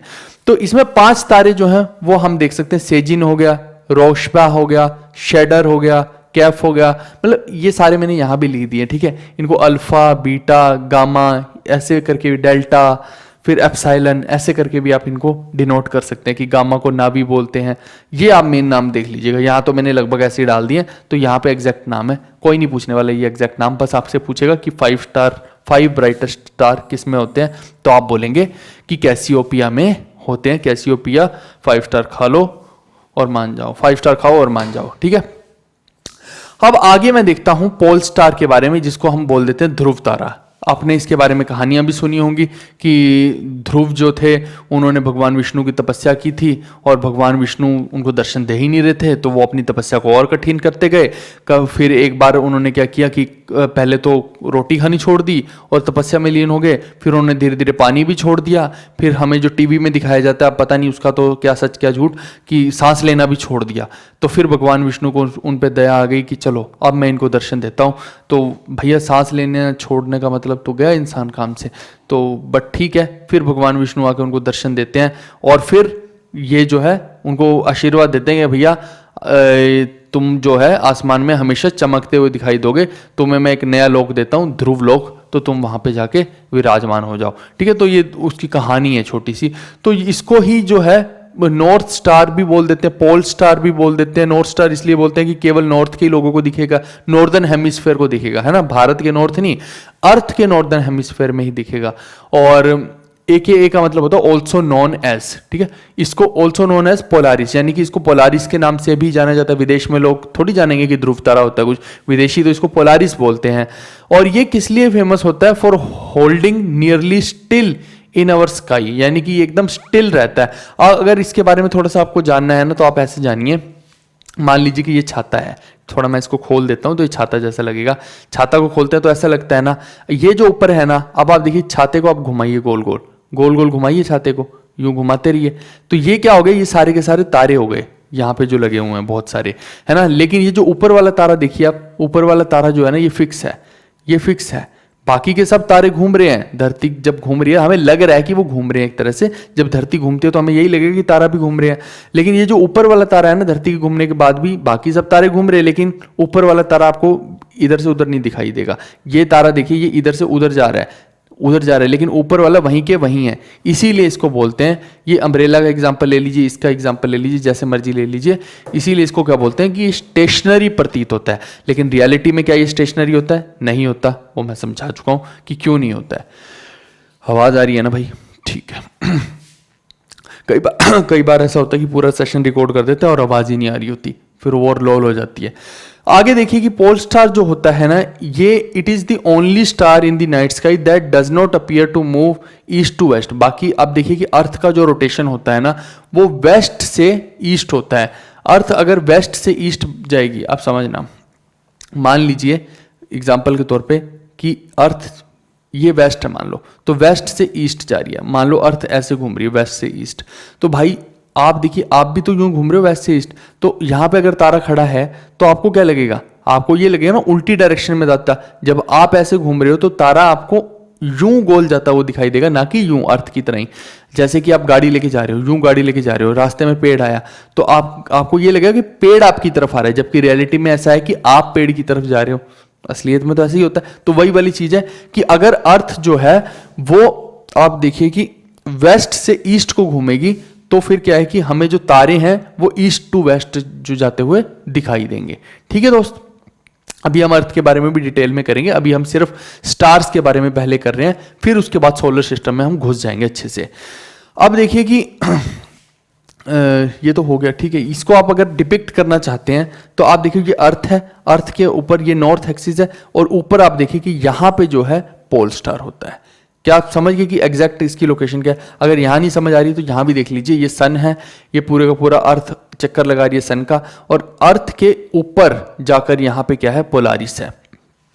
ठीक है, अभी हमने देखिए गैलेक्सी में घुसे हैं हम, अभी सोलर सिस्टम में घुसना बाकी है। अभी हम देखिए कि सोलर सिस्टम में हम धीरे धीरे घुस रहे हैं, ये पूरी की पूरी तो गैलेक्सी है ना, पूरी की पूरी तो गैलेक्सी है। अब यहां पे इसके छोटा सा तारा है, अभी तो हम यही तारे तक आए हैं, जितने भी तारे हैं ये दूर दूर है तारे, है ना, सोलर सिस्टम से दूर दूर है, तभी तो हमें दिख नहीं रहे हैं। अब धीरे धीरे हम सोलर सिस्टम की तरफ आएंगे। तो ये हो गया ध्रुव तारे के बारे में। अब देखिए हम घुस रहे हैं सोलर सिस्टम की तरफ में। यहां पे आपको सारे के सारे प्लैनेट्स दिखाई दे रहे होंगे। जो आपको प्लैनेट इस तरफ दिखाई दे रहे हैं, मरकरी, विनस, अर्थ और मार्स।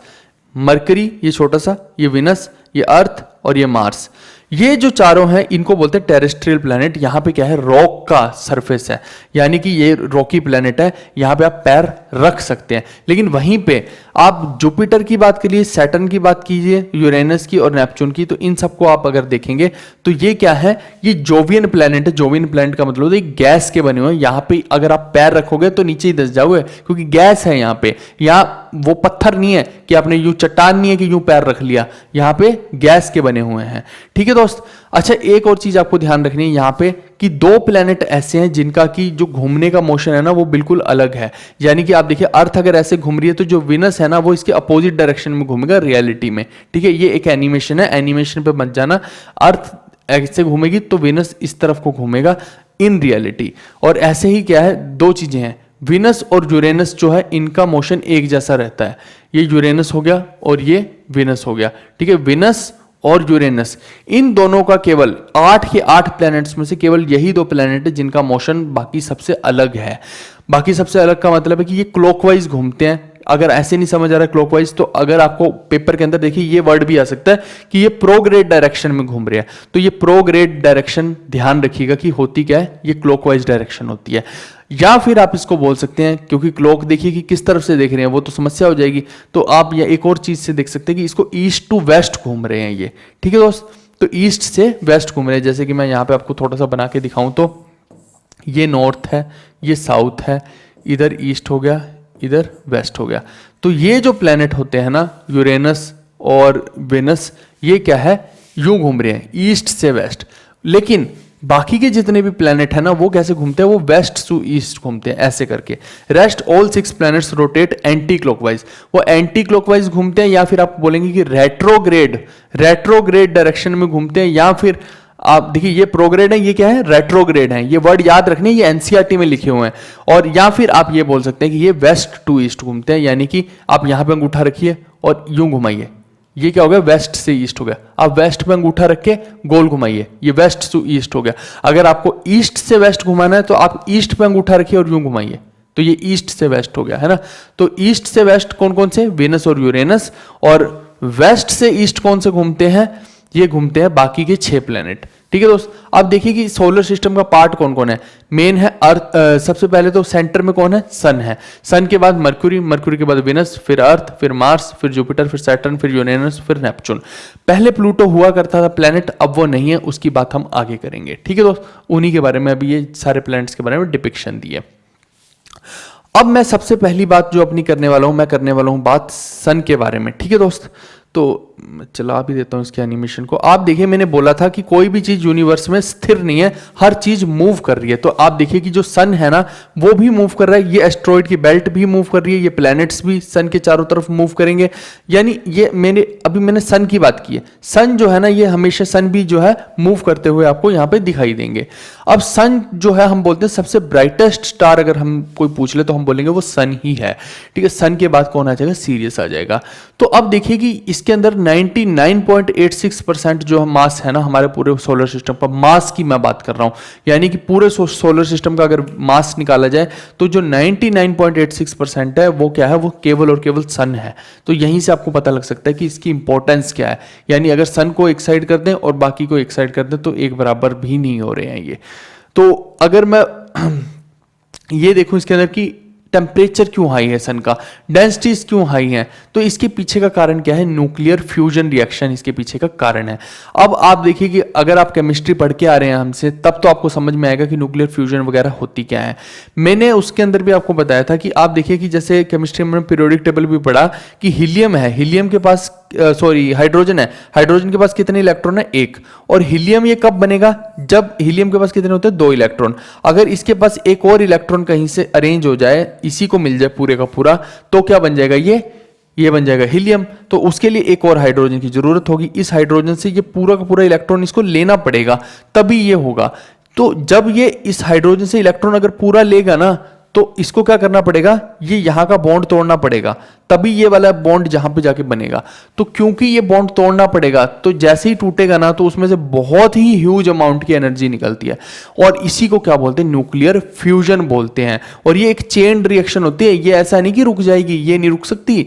ऐसी न्यूक्लियर फिशन और न्यूक्लियर फ्यूजन दोनों चेन रिएक्शन होती हैं, यानी कि ये एक के बाद यूं चेन बनती जाती है, इनकी खतरनाक लेवल है इनका। तो पर ये जो चीज है ना, ये सन के अंदर हो रही है, और इससे क्या हो रहा है, ये हीलियम में कन्वर्ट हो जा रहे हैं, जिसकी वजह से क्या हो रहा है कि बहुत सारी इनॉर्मस एनर्जी और एनर्जी बाहर निकले जा रही है सन से, और यानी कि सन का टेम्परेचर धीरे धीरे बढ़ता ही जा रहा है। और एक ऐसा पॉइंट आएगा जब ये अपने मैक्सिमम टेम्परेचर पे पहुंच जाएगा, और फिर ऐसा हो सकता है कि वहां की हाइड्रोजन खत्म हो जाए और फिर वापस से सन ठंडा होना शुरू हो जाए। कुछ भी हो सकता है इन फ्यूचर, तब तक अपन जीवित नहीं रहेंगे। अभी जितना पढ़ सकते हैं हम पढ़ लो भाई, देख लो अभी जो देख सकते हो, यही है टाइम, बाद में तो फिर पता नहीं क्या होना है। अच्छा, ये बता दिया मैंने, it releases enormous amount of energy, वो तो मैंने बता ही दिया स्पेस के अंदर, और इलेक्ट्रोमैग्नेटिक रेडिएशन से भी पैदा करता है साथ में, है ना। और ये जो सन की लाइट है, इसको काफी समय लग जाता है धरती पे आने में, ऐसा नहीं कि तुरंत से सन ने छोड़ी और धरती पे आ गई। It has higher abundance of elements heavier than hydrogen and helium, बहुत सारे अबंडेंट एलिमेंट्स भी सन के पास हैं यहाँ पे, और इनको फादर ऑफ सोलर सिस्टम बोला जाता है। क्या बोला जाता है, फादर ऑफ सोलर सिस्टम। सन जो है वो 13 लाख गुना बड़ा है अर्थ से, हमारा जो सन है वो 13 लाख गुना बड़ा है अर्थ से। और ऐसा नहीं है कि केवल पूरे ब्रह्मांड में एक ही सन है, सन बहुत हो सकते हैं। ये हमारी गैलेक्सी जो है ना, मिल्की वे गैलेक्सी, उसके अंदर जो सोलर सिस्टम है उसका जो है एक ही सन है, यहां हमारी गैलेक्सी में कोई दूसरा सन नहीं है। तो टेम्परेचर जो है सन का, अगर हम देखना चाहें तो 20 लाख डिग्री सेल्सियस है बिल्कुल सेंटर में। अगर ये सन है तो सन के सेंटर में कितना है, 20 लाख डिग्री सेल्सियस। यहां पे कितना हो गया, 20 लाख डिग्री सेल्सियस। और अगर मैं बाहर की बात करता हूं, बिल्कुल आउटर पेरिफेरी, जिसको मैं कोरोना बोल देता हूं, ये कोरोना वायरस नहीं है, इसको कोरोना बोलते हैं, आउटर पेरिफेरी को, ये कितना है, ये भी 6000 डिग्री सेल्सियस है। 50 डिग्री सेल्सियस अगर हो जाए तो आपकी फटके हाथ में आ जाती है।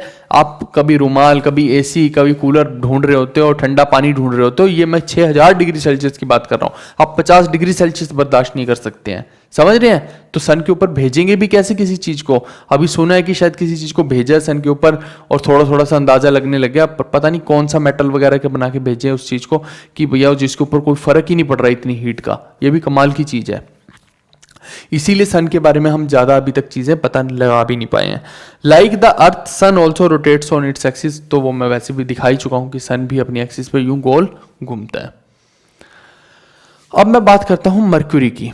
मरक्यूरी क्या होता है, it is the nearest planet to sun. बात कर रहे हैं हम किसकी, मरक्यूरी की। और मरक्यूरी जो है सबसे ज्यादा पास क्या है, सन के सबसे पास कौन है, मरक्यूरी है, बुध ग्रह है।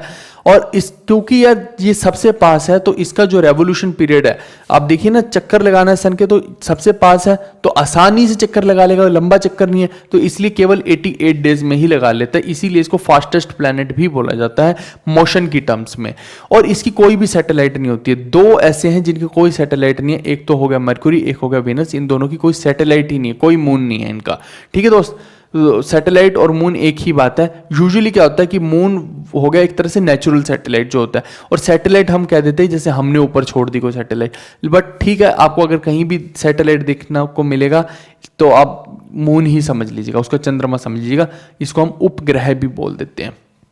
अब देखिए, there is no chance of life in Mercury. क्यों नहीं है चांस मरक्यूरी के ऊपर लाइफ का, क्योंकि मरक्यूरी का टेम्परेचर इतना हाई है भाई। मरक्यूरी अर्थ के सन के सबसे पास कौन है, मरक्यूरी है। तो इतने हाई टेम्परेचर पे कोई कैसे जीवित रह लेगा, ये पॉसिबल ही नहीं है मरक्यूरी पे जीवित रहना। तो इसीलिए यहाँ पे तो नेक्स्ट टू इम्पॉसिबल है। अब कोई ढूंढ भी नहीं रहा कि यहाँ हमें जीवन मिल जाए, ठीक है। अब एक और चीज है कि मरक्यूरी देखिए कि सबसे पास है सन के, और मरक्यूरी देखिए, मरक्यूरी क्या होता है, वो Hg लिखते हैं ना हम, मरक्यूरी, थर्मोमीटर के अंदर भी मरक्यूरी डाला जाता है, वो भी इसके सतह पे है। तो वहां भाई वो तो मरक्यूरी तो नेक्स्ट लेवल का है, वो तो मार देगा व्यक्ति को ही। तो आप समझिए कि यहाँ पे तो जीवित नहीं रह सकते हैं। और एक और चीज एक दिमाग में रखनी है कि आपको कई बार लगेगा कि सन के सबसे पास मरक्यूरी है तो यहाँ टेम्परेचर सबसे ज्यादा हाई होगा, जबकि ऐसा नहीं है। वो क्यों नहीं है, वो हम विनस में पढ़ेंगे। सबसे ज्यादा हाई टेम्परेचर विनस का रहेगा, ना कि मरक्यूरी का। वो हम विनस के पॉइंट में कवर करते हैं ना दोस्त। आइए अब मैं आपको बताता हूं कहानी किसकी, विनस की। तो विनस के अंदर क्या है, ये ब्राइटेस्ट प्लेनेट है। ब्राइटेस्ट स्टार की मैं बात नहीं कर रहा, मैं ब्राइटेस्ट प्लेनेट की बात कर रहा हूं, दोनों में फर्क होता है, ठीक है दोस्त। तो सबसे ज्यादा प्लैनेट्स में ब्राइटेस्ट कौन है, विनस है। और ये पूरे सोलर सिस्टम में सबसे ज्यादा ब्राइटेस्ट है, क्योंकि इसके अंदर भाई बहुत सारी हॉट एयर है और बहुत सारी लाइट्स इसके अंदर ट्रैप्ड होती है। अभी आपको समझ में आएगा कि क्यों हॉटेस्ट है, 2 सेकंड रुकिए बस। इसका एक और खासियत है कि इसको अगर आप ध्यान से देखेंगे तो ये जो है ये अर्थ की तरह ही दिखाई दे रहा है। देखिए आप, हालांकि इनके साइज में, वेट, मास में, सब में फर्क है, लेकिन ये अर्थ की तरह दिखाई दे रहा है, तो इसीलिए इसको ट्विन प्लैनेट भी बोल देते हैं, अर्थ ट्विन भी बोल देते हैं इसको दोस्त, ठीक है। ये क्वेश्चन आता है पेपर के अंदर, इसको रट लो इन चीजों को, ये ऐसे नहीं कि मैं अपने मजे के लिए लिख दी है, सब चीजें बहुत इंपॉर्टेंट है। फिर मैं रेवोल्यूशन पीरियड की बात करता हूं, तो विनस जो है ना, इसका 225 दिन का रेवोल्यूशन पीरियड होता है। जैसे हम बोलते हैं ना कि धरती है जो सूर्य का चक्कर लगाने में 365 दिन लगते हैं, ऐसी विनस को जो है 225 डेज लगते हैं, यानी कि एक साल वहां पे 225 दिन के अंदर ही हो जाता है। क्या इस बात को समझ रहे हैं? मरकरी पे एक साल कितने दिन में हो जाता है, 88 डेज में हो जाता है, अभी पढ़ के आए। तो इसका जो एटमॉस्फेयर है उसमें 97% तो भाई कार्बन डाइऑक्साइड है, समझना। ये जो है इसके एटमॉस्फेयर में 97% तो क्या हो गई, कार्बन डाइऑक्साइड हो गई यहां पे। और साथ में क्या है कि इसके ऊपर जो प्लेनेट के ऊपर क्या है, क्लाउड बने हुए हैं सल्फ्यूरिक एसिड के। यहां पे क्या है, सल्फ्यूरिक एसिड के बादल बने हुए हैं, क्लाउड्स ऑफ H2SO4। H2SO4 क्या होता है, सल्फ्यूरिक एसिड। तो होगा क्या कि जो भी हीट एनर्जी यहां पे सूर्य से ये लेगा ना, वो इसके अंदर आएगी। और यहां पे क्योंकि कार्बन डाइऑक्साइड है, आपको पता होना चाहिए कार्बन डाइऑक्साइड बहुत हैवी रहती है, तो नीचे सरफेस पे रहती है, तो कार्बन डाइऑक्साइड अपने से बाहर नहीं जाने देती हीट को, ये ट्रैप कर लेती है। यही तो रीजन है कि हमारे यहाँ पे ग्लोबल वार्मिंग बहुत ज्यादा हो रही है, क्योंकि नीचे कार्बन डाइऑक्साइड की मात्रा बढ़ती जा रही है और वो हीट को ट्रैप करी जा रही है नीचे। यही तो कारण है कि अर्थ गर्म हो रही है। तो यही चीज है सेम मरक्यूरी विनस के अंदर भी, कि कार्बन डाइऑक्साइड उस हीट को बाहर जाने ही नहीं देती, वो वहीं पे रोक लेती है, जो हीट आ रही है उसको वहीं पे रोक लेती है। और ऊपर से ये जो सल्फ्यूरिक एसिड के बादल हैं, बची खुची कमी ये पूरी कर देते हैं। अगर कोई हीट ऊपर जाना भी चाहती है तो वो यहाँ पे पटक जाते हैं। तो इस वजह से क्या है कि यहाँ इसको हॉटेस्ट प्लेनेट बोला जाता है। सब ग्रहों में से सबसे ज्यादा अगर हम बोलेंगे कि जो हॉट ग्रह है ना, वो कौन है, विनस है। और इसका टेम्परेचर कितना है, 475 डिग्री सेल्सियस के आसपास है। तो आप खुद समझिए, मैंने वही बताया ना कि ये टेम्परेचर बहुत हाई है, कुछ भी चीज जाएगी तुरंत पिघल जाएगी। और फिर इसके बाद देखिए कि इसके अंदर सल्फ्यूरिक एसिड के क्लाउड होते हैं, तो मैं बता ही चुका हूं। एक और चीज आपको ध्यान रखनी है कि इसको इवनिंग स्टार भी बोला जाता है और इसको मॉर्निंग स्टार भी बोला जाता है। क्यों बोला जाता है, आप कभी भी शाम को अगर देखेंगे एक चमकता हुआ ऊपर ग्रह दिखाई देगा आपको, अब वो आपका अंदाजा है कि आप उसको पहचान पाएंगे नहीं पहचान पाए, बट डेली लगभग दिखाई देता ही है। या फिर आप सुबह जल्दी उठते हैं 4-5 बजे के आसपास, तो तब भी आपको एक आसमान में एक तारा होता है जो एकदम ब्राइट चमकता हुआ दिखाई दे रहा होता है। वो तारा नहीं होता, वो क्या होता है, वो आपका विनस होता है। अब ये पहचान की बात है, आप सीरियस को मत समझ लेना। वही है ना, सीरियस की मैंने पहचान बताई थी, कहां पे होता है वो ओरियन के, ओरियन होता है, क्या होता है, उसके बेल्ट होती है ना ओरियन की, वो ओरियन की बेल्ट के साइड में होता है, ईस्ट में होता है। लेकिन ये जो है, अब आपको देखिए वही है ना कि आप इतना पहचान पाएंगे कि नहीं पहचान पाएंगे, वो आपकी कॉमन सेंस है। आपको एक आध रात गुजारनी पड़ेगी ऊपर आसमान में देखने के लिए, तब तो आपको समझ में आएगा। तो शहरों में धुंधला ही दिखाई देगा, आपको क्लियर नहीं दिखाई देगा। अगर आप गांव में रहते हैं ना, तो आपको तारे जो है ना बहुत अच्छे से शानदार तरीके से दिखाई देंगे, ठीक है। तो ये सुबह भी दिखता है, शाम को भी दिखता है, तो इसको इवनिंग या मॉर्निंग स्टार भी बोल देते हैं। और इसकी भी कोई सैटेलाइट नहीं होती है, कोई उपग्रह नहीं होता है, कोई मून नहीं होता है। अभी हम आगे भी उसका पूरा टेबल मैंने बना रखा है, वहां भी देख लेंगे, ठीक है दोस्त। तो क्या विनस के बारे में आपको सारी चीजें क्लियर हो गई हैं? क्वेश्चन आएंगे तो इसी कॉन्टेंट से आएंगे, और कुछ इसका क्वेश्चन बनता भी नहीं है। आगे बढ़ते हैं। अब मैं अर्थ की बात करता हूं। अब देखिए कि हमने सब कुछ पढ़ लिया, हम अलग अलग जगह पे जीवन खोज रहे हैं। क्या विनस पे जीवन पॉसिबल है? इतना गर्म है, नहीं पॉसिबल, हो ही नहीं सकता, है ना। तो अब बच खुच के हमारे पास आती है अर्थ। अर्थ में देखिए ये तो होगी लैंड, यहां पे आपका क्या है, हम रह रहे हैं, ये हरा हरा जंगल है सारे के सारे, और ये जो ब्लू कलर का ये पानी है, समुद्र है सारे का सारा, है ना। तो आप देखिए कि अर्थ के ऊपर ही जीवन संभव है, और अर्थ का ही हम अब कचरा बनाने में पूरा सब लोग तुले हुए हैं। तो जब हम मार्स में जाएंगे तो वहां देखेंगे कि हम और क्या क्या स्कीमें लड़ा रहे हैं। अब ऐसे देखिए, मानव जो है बहुत स्वार्थी है। आगे देखिए कि अभी हम देखेंगे कि क्या क्या स्कीम हम बना रहे हैं। तो डिस्टेंस जो है ना सन का, हमारी अर्थ से वो कितना 14.96 करोड़ किलोमीटर है।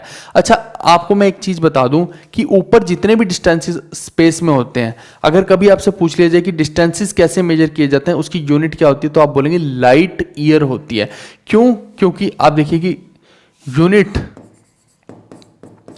टू मेजर, लिख देता हूं मैं, डिस्टेंस इन स्पेस इज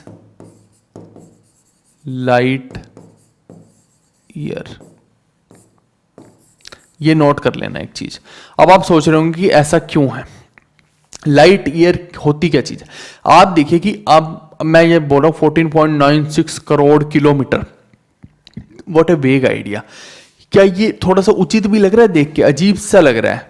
वहीं पे हमें क्या करना पड़ेगा, और इसको जब आप एक्सपेंड करेंगे तो आपको, ये तो एक अप्रोक्सीमेट आइडिया, लेकिन साइंटिस्ट को काम करना तो वो एक पूरा खोल के देखेंगे इसको, तो वो देखेंगे 14 लाख पता नहीं क्या, 14 करोड़ 96 लाख 57,000 ऐसे कर कितना अजीबोगरीब हो जाएगा।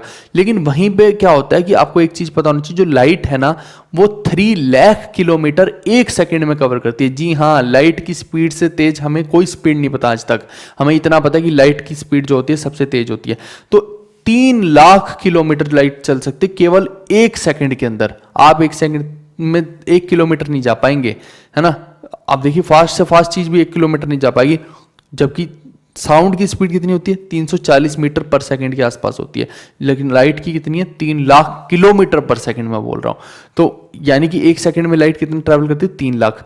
तो मान लीजिए कि आप कोई जो डिस्टेंस मेजर करना है तो आप लाइट के हिसाब से कर लीजिए कि इस लाइट को वहां पहुंचने में कितना समय लगा, है ना। आप देखेंगे कि अर्थ, सन की लाइट को अर्थ पे पहुंचने में कितना टाइम लगा, आप उस एंगल से पता लगा लीजिए कि भैया सन और अर्थ के बीच में डिस्टेंस कितना है। क्योंकि लाइट जो है वो 3 लाख किलोमीटर कवर करेगी एक सेकंड में, तो मान लीजिए एग्जांपल के तौर पे 8 मिनट और कुछ सेकंड लगते हैं अगर सूर्य की रोशनी को, तो उसको मल्टीप्लाई करके देख लेंगे कि भैया इतना टाइम लगेगा। ऐसे करके लाइट ईयर में हम निकाल सकते हैं, और ये इजी रहता है हमारे लिए निकालना, लाइट ईयर में बात करना, इसलिए हम लाइट ईयर की ही बात करते हैं। ठीक है। The earth surface is covered with water, तो लगभग 72% अगर देखेंगे 72% ही बनता है। तो इतना तो धरती के ऊपर पानी ही है दोस्त, है ना। बाकी लैंड मास तो बहुत कम है। फिर रेवोल्यूशन पीरियड की मैं अगर बात करता हूं तो धरती जो है अपना पूरा सूर्य के चारों तरफ जो रेवोल्यूशन है, 2 तरह की चीजें हैं। एक तो है कि धरती इस तरह से घूमे, इस तरह, इसको बोलते हैं रोटेशन करना।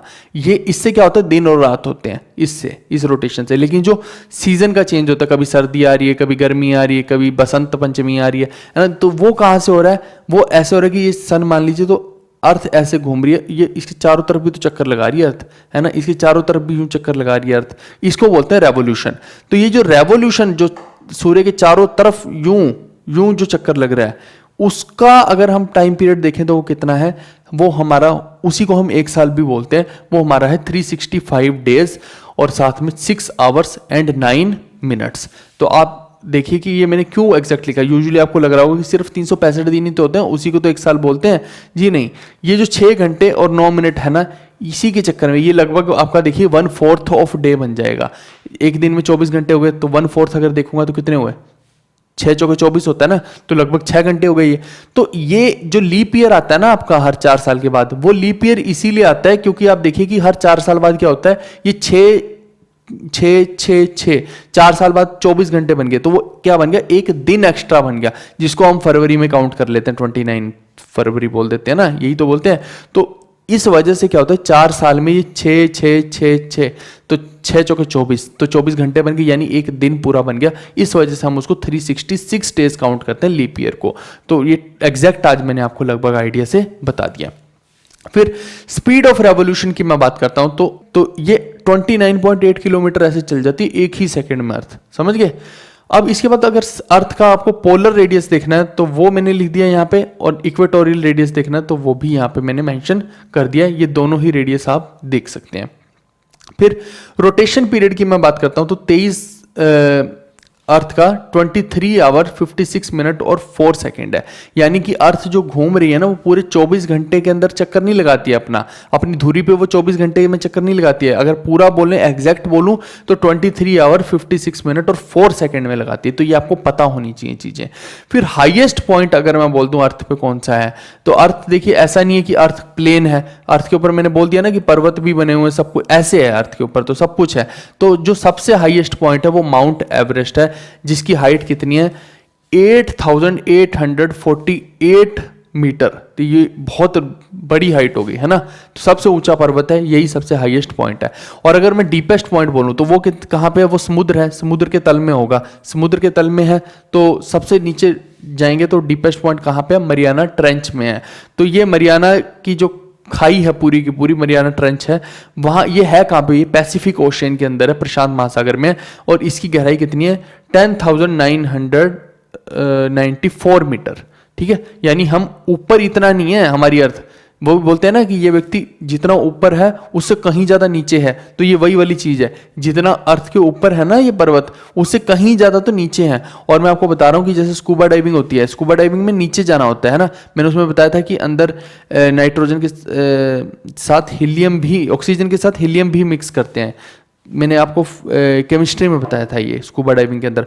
और आपको बताऊं मैं, स्कूबा डाइविंग में पहले आपको टेस्टिंग की जाती है कि आप जाने के काबिल हैं कि नहीं है। आप समुद्र के नीचे भी आसानी से नहीं जा सकते हो, कहीं आपको लग रहा हो कि आप यूं ही नीचे चले जाओगे। जैसे ऊपर जाना मुश्किल है हवाई जहाज से, है ना, प्रेशर कम हो जाता है कानों में, ऐसे ही जब नीचे जाते हैं ना तो कानों में प्रेशर यूं ठक करके पूरा लग रहा होता है। और जो हमारा ब्लड है ना, ब्लड के अंदर नाइट्रोजन भी मिक्स हो जाती है। क्यों? क्योंकि आप देखिए कि जितना गहराई में जाएंगे प्रेशर बढ़ेगा और नाइट्रोजन जो है वो ब्लड में मिक्स होना शुरू हो जाएगी। फिर जब वापस आएंगे तो नाइट्रोजन जो है वो बाहर आएगी ब्लड से, तो बबल्स बना देगी, जिससे कि आप कुछ भी हो सकता है आपके साथ, है ना, वर्स्ट से वर्स्ट भी हो सकता है, व्यक्ति की जान भी जा सकती है। इसीलिए जो ऑक्सीजन सिलेंडर उनमें हीलियम मिक्स की जाती है। तो ये इतना आसान नहीं होती ये सब चीजें, स्कूबा डाइविंग वगैरह भी। ठीक है, फिर जो लाइट है अर्थ पे, लाइट यानी कि सन की जो लाइट है वो कितने समय में पहुंचती है, तो आप बोलेंगे कि 8 मिनट और 18 सेकंड के आसपास का समय है ये लगभग। ये बहुत इंपॉर्टेंट क्वेश्चन है कि 8 मिनट और 18 सेकंड में जो है आपकी लाइट है सन से अर्थ तक पहुंच जाती है। ठीक है, अगर मैं एग्जैक्ट आपको बोलूं तो यहां भी हम एक तरह से जो सन को देख रहे होते हैं ना, हम पास्ट में ही देख रहे होते हैं। क्योंकि आप देखिए ना कि वो जो सन की पोजीशन है वो हमारे तक पहुंचने में तो एक तरह से समय लग गया ना। अर्थ की जो पोजीशन अभी हमें दिख रही है वो हमारी आंखों तक पहुंचने में तो 8 मिनट और 18 सेकंड का समय लग रहा है। ठीक है, तो ये एक तरह से हम पास्ट में देख रहे हैं अर्थ को, सन को।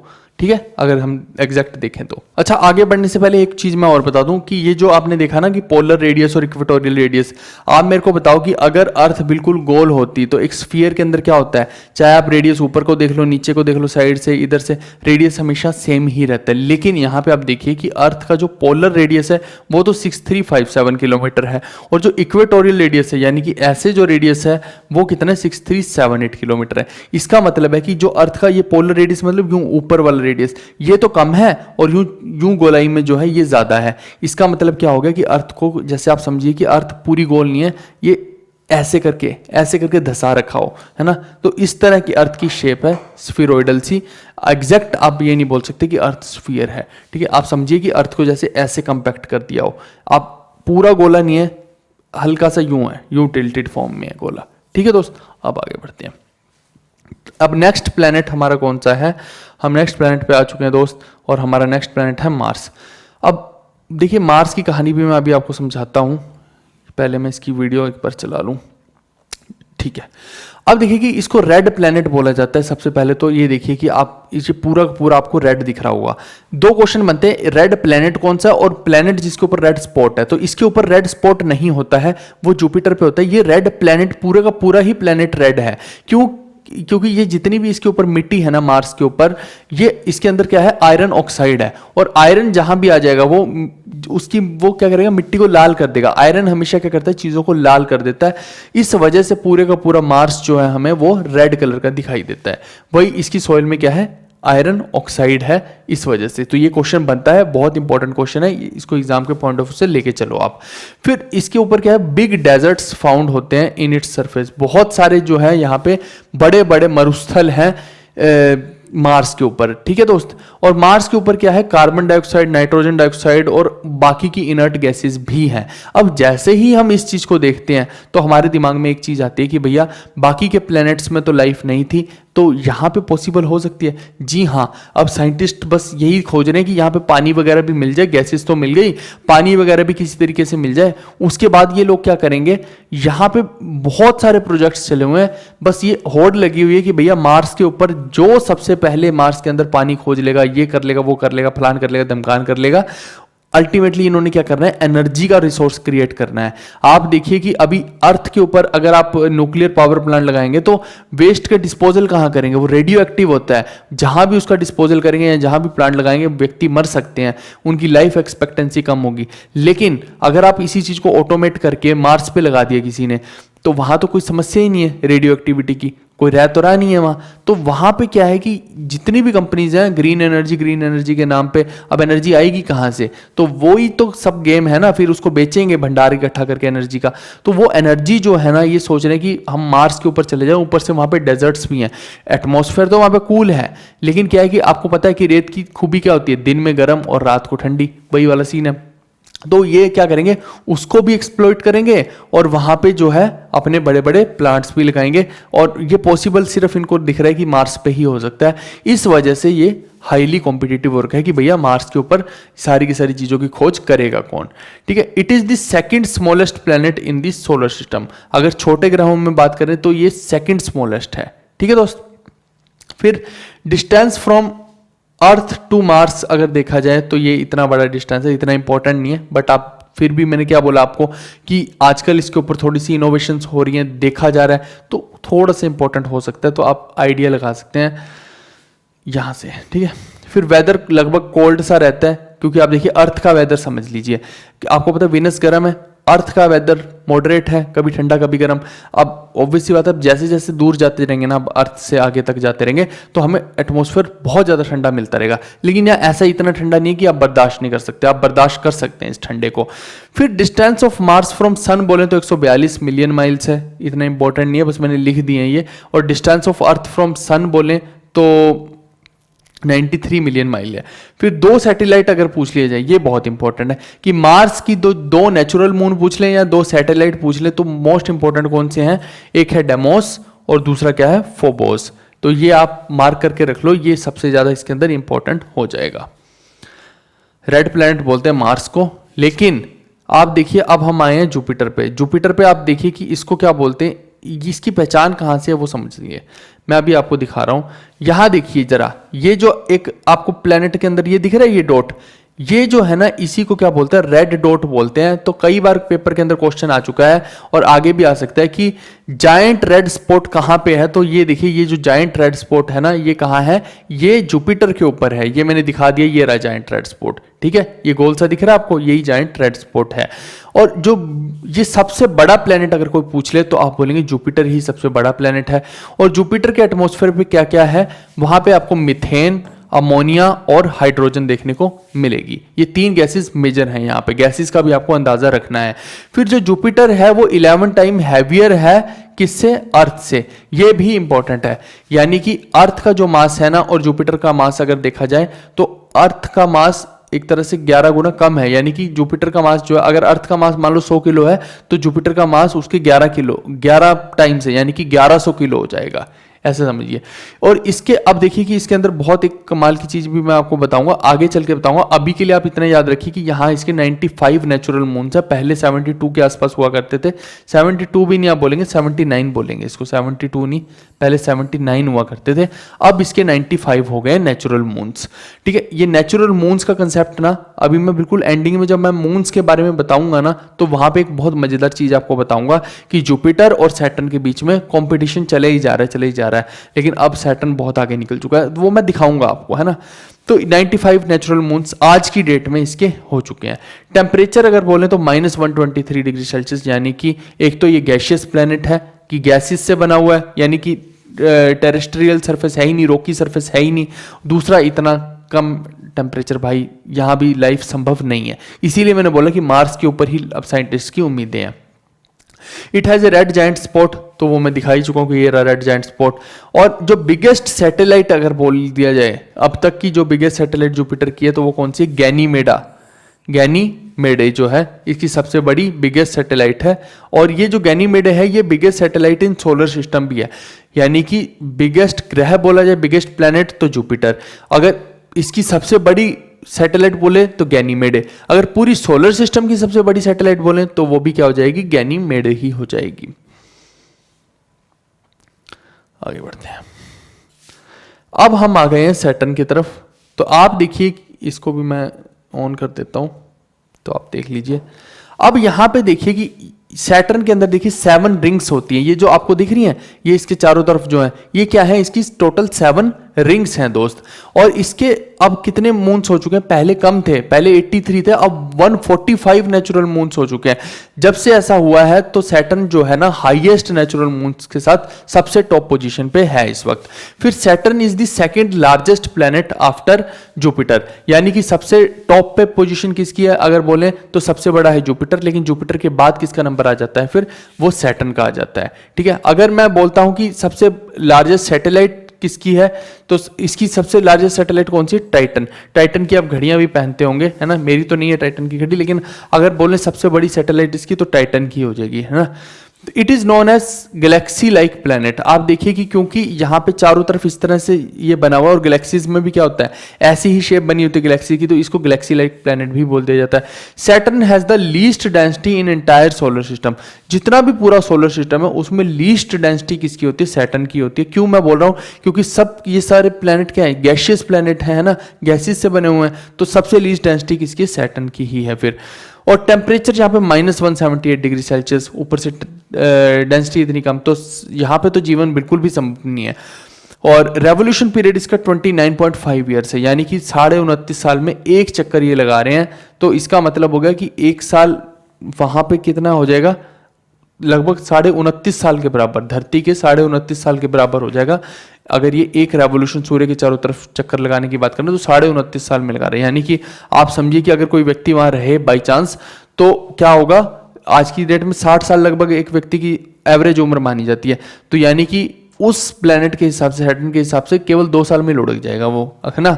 तो आपको कैसे देखना है कि उस प्लेनेट, 1 साल का मतलब होता है प्लेनेट पूरा चक्कर अर्थ सन का कितने समय में लगाएगा, उसको 1 साल बोलते हैं। ये तो हमने धरती के अकॉर्डिंग देख लिया कि हमारी धरती के अकॉर्डिंग देखा जाए तो 29.5 ईयर्स में ये पूरा का पूरा एक चक्कर लगाता है। क्योंकि हमें यूनिट्स तो कोई लेनी पड़ेगी, नहीं तो पता कैसे लगेगा कि भैया क्या यूनिट्स है? रेफरेंस हम अपनी धरती को ही रखते हैं हमेशा। It is the last planet which you can see by naked eyes, यानी कि ये आखिरी ही प्लेनेट है जिसको आप नंगी आंखों से भी देख सकते हैं। अदरवाइज फिर इसके आगे देखना है तो बहुत मुश्किल है, फिर तो आप भैया बहुत तगड़े बड़े बड़े टेलीस्कोप्स चाहिए, तब जाके आप शायद देख पाए। अब मैं बात करता हूं यूरेनस की। ठीक है, ये यूरेनस है, यहां भी आपको रिंग्स दिखाई देंगी। इसके अंदर क्या 5 रिंग्स हैं यूरेनस की। It contains 5 rings around it just like Saturn, जैसे सैटर्न में रिंग्स है ऐसे इनमें भी 5 रिंग्स हैं। अब ये पांचों रिंग का नाम क्या है? अल्फा, बीटा, गामा, थीटा और एप्सिलॉन। ये आपने शायद नाम सुने भी होंगे, मैथमेटिक्स में भी इनका यूज हम करते हैं। अच्छा, इसकी जो खोज है अगर बोलें कि किसने की है, तो आप बोलेंगे विलियम हर्शल ने इसकी खोज की है 13 मार्च 1781 के अंदर। ये इंपॉर्टेंट है, इसको याद रखिएगा। फिर यूरेनस जो होता है ना, is mainly made up of gases with a solid core of rock and metal। देखिए अब इसका सरफेस, ये भी जोवियन प्लैनेट है, यहां भी गैशियस ही हम बोलेंगे, लेकिन जो इसका कोर है ना वो रॉक का बना हुआ है और सॉलिड मेटल मटेरियल्स का बना हुआ है, लेकिन वो कोर है। अगर आपको जीवन जीना है तो आप कोर के ऊपर जाके थोड़ी जिएंगे, हम बोलेंगे धरती के कोर में थोड़ी, हम धरती के सरफेस पे हैं हम, तो सरफेस पे तो ये गैशियस है, तो यहां भी जीवन तो बिल्कुल ही संभव नहीं है। और दूसरी बात यह है कि इसका सन से डिस्टेंस कितना है? 2.8 बिलियन किलोमीटर, इतना ज्यादा दूर डिस्टेंस है। तो यानी कि टेम्परेचर कितना होगा? -214 डिग्री सेल्सियस इसका टेम्परेचर हो गया। It is the 3rd largest planet in solar system, तो ये 3rd लार्जेस्ट प्लैनेट है सोलर सिस्टम में। और इसका मतलब तो सीधा सीधा कि बर्फ से ढका हुआ पूरे का पूरा। It is primary composition of hydrogen, इसकी प्राइमरी कंपोजिशन क्या है? हाइड्रोजन है और हीलियम है, just like Jupiter, but it contains more ices such as water, ammonia and methane. तो यहाँ पे बहुत सारी बर्फ आपको देखने को मिलेगी। अगर गैसेस की बात करें तो बहुत सारी अमोनिया, बहुत सारी मिथेन यहाँ पे आपको देखने को मिलती है, जस्ट लाइक जुपिटर। और इसको ग्रीन प्लैनेट बोला जाता है due to high amount of sulphur. यहाँ पे बहुत ज़्यादा हाई अमाउंट मिलता है सल्फर का, जिसकी वजह से क्या होता है कि इसको ग्रीन प्लैनेट बोला जाता है। एक और भी चीज़ होती है कि एक्चुअली में क्या है कि इसके ऊपर क्योंकि ये देखिए कि मिथेन वगैरह के, अमोनिया के बहुत सारे बादल रहते हैं, तो जो भी रोशनी आती है ना, ये क्या करता है, रेड लाइट को तो एब्जॉर्ब कर लेता है, और जो बाहर फेंकता है लाइट को, वो कौन सी होती है, ब्लू ग्रीन लाइट होती है। तो इसीलिए ये ब्लूइश या ग्रीनिश कलर का ही दिखता है, तो इसीलिए इसको ग्रीन प्लैनेट भी बोल दिया जाता है ना। लास्ट थिंग है कि it is the coldest planet in solar system. अब आप देखिए कि इसके बाद नेपच्यून भी आएगा, लेकिन नेपच्यून उतना कोल्डेस्ट नहीं है। ये जो है ये ज्यादा कोल्डेस्ट माना जाता है एज कंपेयर टू नेपच्यून। अब इसकी अलग अलग थ्योरीज हैं कि कोई साइंटिस्ट कुछ बोलता है, कोई साइंटिस्ट कुछ बोलता है कि शायद नेपच्यून थोड़ा सा डाइवर्ट हो गया है अपनी पोजीशन से, या फिर कुछ लोग बोल देते हैं कि नेपच्यून में जो है बादल वो थोड़े से एक तरह से समझिए कि ज़्यादा हैं, तो ज़्यादा बादल होंगे मिथेन के, तो क्या करेंगे, वो हीट को ज़्यादा बाहर नहीं जाने देंगे, तो थोड़ी हीट अंदर ज़्यादा कलेक्ट हो जाती है, जिसकी वजह से क्या है कि वो थोड़ा सा हल्का सा गर्म हो गया एज़ कम्पेयर टू यूरेनस। तो वही है कि ये अलग अलग थ्योरीज हैं, बट आपको मेन पॉइंट ये याद कर लेना कि जो कोल्डेस्ट प्लैनेट है अभी वो यूरेनस है। इंपॉर्टेंट ये फैक्ट है इसमें। अब आप देखिए कि यहाँ पे आप देखिए टेम्परेचर से कंफ्यूज मत होना। मैं एक चीज़ आपको बता दूँ, ये -214 डिग्री सेल्सियस लिखा है, यहाँ -216 लिखा है। इट डजेंट मैटर, ये जो टेम्परेचर लिखा है ना, ये सिर्फ एक डिपिक्शन के लिए लिखा है कि इतना। कोई नहीं पूछने वाला कि आपसे ये टेम्परेचर कितना है, क्योंकि ये जो है एग्जैक्ट तो भैया किसी को भी नहीं पता है, ये एक आइडिया है, रफ आइडिया। अब हो सकता है वहाँ पे टेम्परेचर जैसे धरती पे तो चेंज होता रहता है ना, अब जरूरी नहीं है कि 216 है तो क्या पता 210 भी हो जाए, -210 भी हो जाए। तो ये टेम्परेचर्स जो है ये फ्लक्चुएटिंग है, तो इसका आपको ज़्यादा टेंशन लेने की ज़रूरत है नहीं है। फिर इसके रेवोल्यूशन की मैं बात करता हूँ, ये मैं चेंज भी कर दूंगा, 1-8 डिग्री चेंज कर दूंगा ताकि आपको भी कन्फ्यूजन ना रहे आपके माइंड में भी, ठीक है। आप इसको कर लीजिए, करना चाहे तो 210 कर लीजिए, है ना, इसको 210 डिग्री सेल्सियस कर लीजिए ताकि आपको कोई कन्फ्यूजन ही ना रहे। फिर रेवोल्यूशन टाइम जो है ना, इसका 165 साल है, यानी कि अगर हम धरती के हिसाब से देखते हैं यहाँ का रेवोल्यूशन टाइम, तो ये कितना है, 165 ईयर्स। आप समझ पा रहे हैं कि वहां का एक साल कितना है। अगर कोई व्यक्ति इस प्लेनेट पे जाता है नेपच्यून पे, तो एक साल 165 साल के बाद होगा तो ये कमाल की चीज है। Distance from sun 4.95 billion kilometre है, और it is the 8th and farthest known planet from the sun. ये सबसे लास्ट प्लेनेट है और 8th ही प्लेनेट हम मानते हैं। और 1 day on Neptune takes about 16 hours. तो ये जो इसके बट घूमने की यूं रोटेशन की जो गति है ना, वो बहुत तेज है।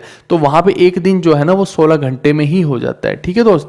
वो एक साल की बात कर रहा हूँ, वो होता है 165 साल में, लेकिन एक दिन जो है वो केवल और केवल 16 घंटे में ही हो जाता है। फिर टेम्परेचर की बात वही मैं बोल रहा हूँ, इसको -210 डिग्री सेल्सियस के आसपास कर लेना, क्योंकि मेरे को जो है मेरे को दिखाना है कि जो सबसे ज्यादा कूल है वो कौन है, नेपच्यून नहीं है, वो यूरेनस है। तो यूरेनस का -214 कर रखा है, तो इसको -210 कर लेना। फिर it is mostly consist of hydrogen, helium with trace amount of methane, water and ammonia. यानी कि इसके सरफेस पे भी आपको वही same gases, methane, water, ammonia, ये सब आपको गैसेस, ये 3 गैसेस ही आपको देखिए कि जुपिटर के बाद ना ये 3 गैसेस मेनली सब में ही आपको देखने को मिलेंगी, यानी कि मिथेन, वाटर, अमोनिया, ये सब गैसेस आपको देखने को मिलेंगी, ठीक है दोस्त। एक पर ना फ्लोटिंग भी देख लीजिए आप, जैसे ये हो गया 0 डिग्री सेल्सियस, फिर यहाँ हो गया -210 डिग्री सेल्सियस, फिर यहाँ हो गया -214 डिग्री सेल्सियस। तो आप देखिए कि जैसे जैसे आप इधर इधर जाते रहेंगे ना, वैसे वैसे आपका टेम्परेचर बढ़ रहा है। आप देखो ना 0 पे आ गए, फिर यहाँ पे 5 डिग्री सेल्सियस पे आ गए, यहाँ पे फिर 100 डिग्री सेल्सियस पे भी आ जाओगे। तो ऐसे ऐसे करके आपका टेम्परेचर उधर जाते हैं तो बढ़ रहा है। तो आप देखिए कि -214 डिग्री सेल्सियस मैं किसका बोल रहा हूँ, मैं बोल रहा हूँ कि आप यूरेनस का ले लीजिए, तो इसका कम हो जाएगा। और ये मैंने बोल दिया किसका ले लीजिए, ये आप नेपच्यून का ले लीजिए। तो क्या हो जाएगा कि इसका टेम्परेचर ज़्यादा हो गया और इसका कम हो गया, तो सबसे कम किसका हो गया, फिर यूरेनस का ही हो गया। इसीलिए इसको कोल्डेस्ट प्लैनेट बोलते हैं, ठीक है दोस्त। आगे बढ़ते हैं। अब मैं बात करता हूं आपके साथ प्लूटो की। प्लूटो में देखिए आप ध्यान दीजिए कि पहले हम प्लूटो को प्लैनेट कंसीडर करते थे, लेकिन बाद में हम प्लैनेट कंसीडर कर ही नहीं रहे हैं। एक्चुअली में क्या है कि इसके ऊपर बार बार एक्सपेरिमेंट्स हुए, तो नासा वालों ने क्या किया, एक अपना स्पेसशिप था उसको भेजा ऊपर। अब वो स्पेसशिप को क्या है कि सिर्फ प्लूटो तक नहीं रुकना था, उसे और आगे तक जाना था। हम चाहते थे कि हमें और जो दूरी तक पता लगे कि भैया असलियत में आसमान में है क्या है, क्योंकि हम आप देखिए कि आसपास की गैलेक्सी तक भी नहीं पहुंचे। हम बेसिकली सोलर सिस्टम से बाहर भी नहीं निकल पाए हैं अभी हम आसपास के प्लैनेट्स में ही घूम रहे हैं, डोल रहे हैं।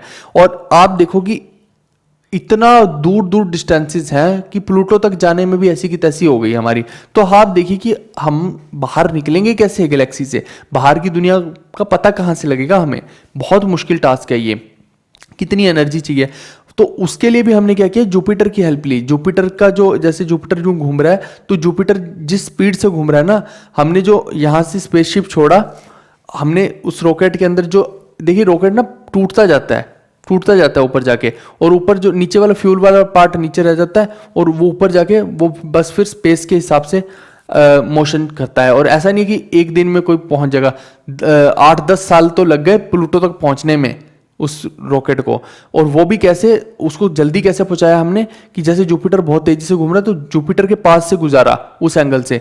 तो क्या हुआ, जुपिटर ने अपना जो एक पुश था ना, ग्रेविटेशनल पुश, उसको दिया, और उसकी 20 गुना रफ्तार और ज्यादा बढ़ गई। तब जाके वो प्लूटो के पास से गुजरा, और हमें प्लूटो के थोड़ी सी तस्वीरें पता लगी, आसपास का प्लूटो के बारे में हमें नॉलेज गेन होना शुरू हुआ कि अच्छा प्लूटो ऐसा है। और फिर वो बहुत ज्यादा समय वो प्लूटो के ऊपर नहीं गुजार पाया, क्योंकि उसको आगे भी जाना था, तो वो आगे निकल गया। ठीक है, अब उसी रॉकेट के अंदर हमने क्या भेजा था, क्लाइड टॉम्बो के कुछ अस्थियां भी भेजी थी एज ए ट्रिब्यूट देने के लिए उनको। क्यों?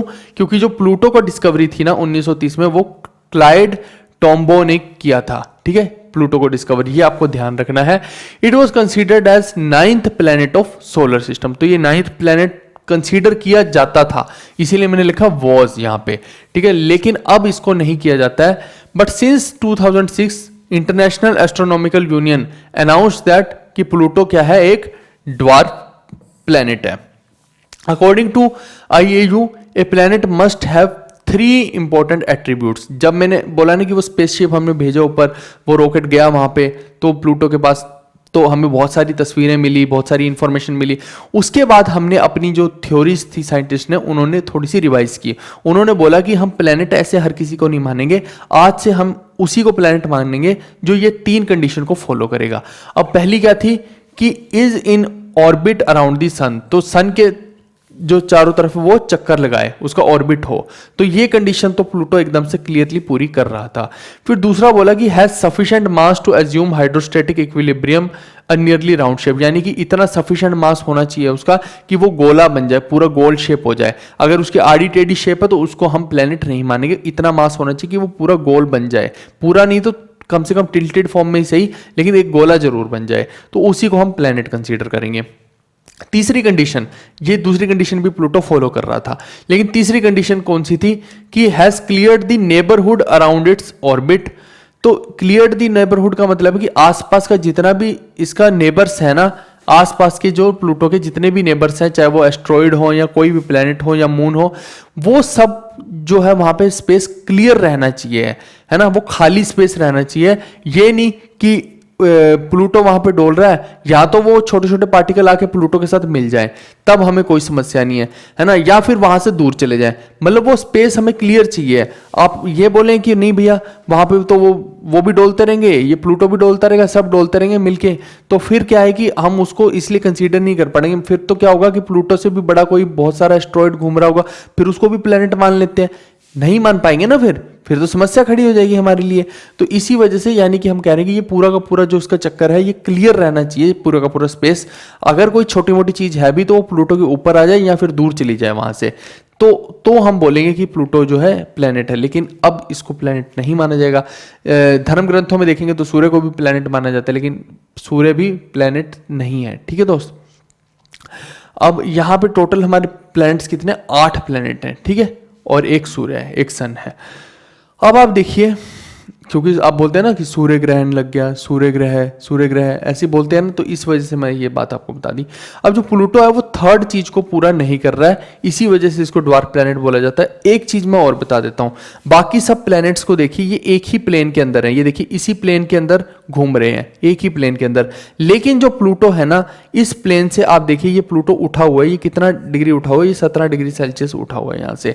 यानी कि एक तरह से क्या हो गया कि मान लीजिए प्लेनेट ऐसे घूम रहे हैं ना, सारे के सारे यूं घूम रहे हैं, तो प्लूटो कैसे घूम रहा है, प्लूटो इस प्लेन में घूम रहा है, प्लूटो ऐसे घूम रहा है यूं करके, सन के यूं घूम रहा है, ठीक है। बाकी सब यूं घूम रहे हैं, यूं घूम रहे हैं, प्लूटो कैसे घूम रहा है, यूं करके घूम रहा है, यूं करके। तो ये क्या हो गया, एक तरह से ये वियर्डो ऑर्बिट हो गया।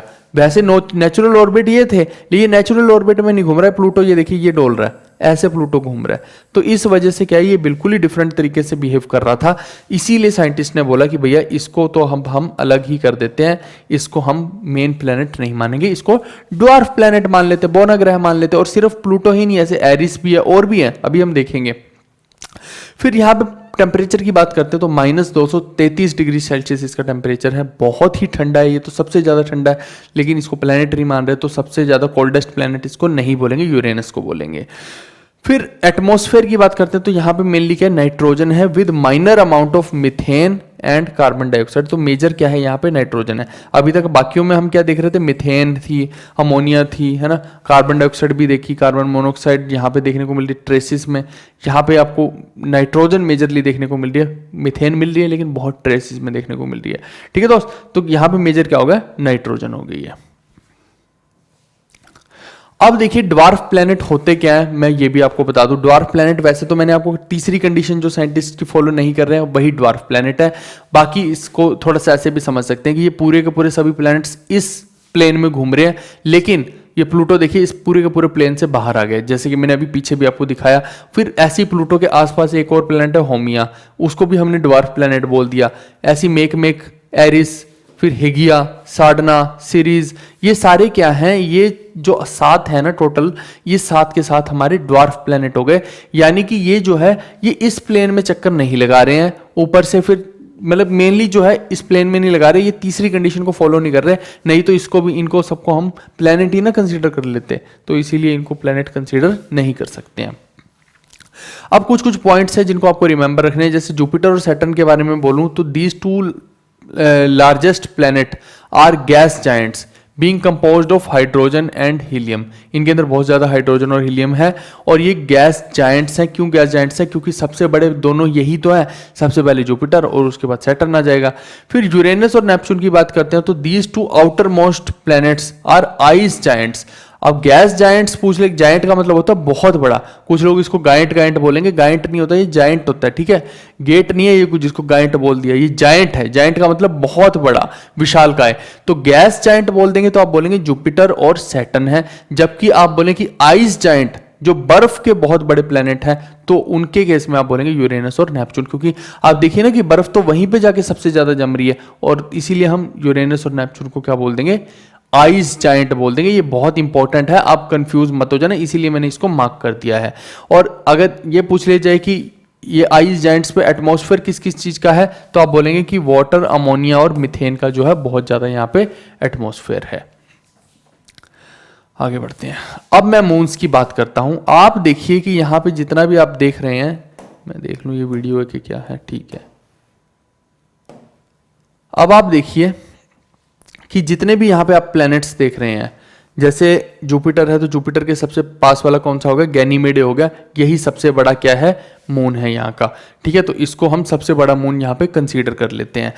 अब मरक्यूरी का देखिए कि मरक्यूरी के कितने मून है, मैंने आपको समझाया था कि मरक्यूरी के अंदर कोई मून नहीं है ऊपर, तो मरक्यूरी में 0 हो गए, ऐसी विनस में भी 0 हो गए। ये 2 प्लेनेट ऐसे हैं जहां पे एकदम 0 मून है। अब अर्थ के ऊपर कितने मून है, तो अर्थ का एक ही मून है, चंद्रमा जो आप देखते हैं, तो अर्थ का कितना हो गया, 1 हो गया। फिर मार्स के हमने देखे थे डेमोस और फोबोस, तो मार्स के कितने हो गए, 2 हो गए। फिर जुपिटर के मैंने आपको क्या बताया था, जुपिटर और सैटर्न के अंदर आप देखिए कॉम्पिटिशन छिड़ा हुआ था। पहले क्या था, जब मैंने लास्ट टाइम 2 साल पहले मैंने जब वीडियो बनाई थी ना, मैंने YouTube पे डाली थी तब वीडियो, तब मैंने बच्चों को बोला था कि भाई जुपिटर के हैं 79 और सैटर्न के हैं 83, और मैंने उस टाइम पे बच्चों को बोला था हो सकता है कि कल को ये हो जाए कि जुपिटर के फिर से ज्यादा हो जाए और सैटर्न के कम हो जाए। तो हुआ क्या, इसी साल आप देखिए कि इसी साल क्या होता है, फरवरी के अंदर ये लगभग हुआ कि जुपिटर के देखिए पहले 79 थे, इसके 83 थे ना, तो फरवरी के अंदर क्या होता है, इसके जुपिटर के और खोजे गए तो हमें 95 मिल गए जुपिटर के जो सैटेलाइट थे, नेचुरल सैटेलाइट, तो इसके और खोज लिए गए तो 95 हो गए, और यहाँ पे अभी 83 हैं। तो मैंने जो बोला था वो एकदम सच हो गई बात, है ना। मैंने बोला था कि हो सकता है जुपिटर के बढ़ जाएं, तो वही चीज हो गई फरवरी के अंदर। लेकिन उसके बाद क्या होता है, लगभग मई के अंदर देखा जाए, अप्रैल टू मई के अंदर, तो फिर से साइंटिस्ट ने देखा कि भैया जो सैटर्न है, सैटर्न के बहुत सारे, कम भी नहीं, 60-62 मून्स और मिल गए हमें सैटर्न के।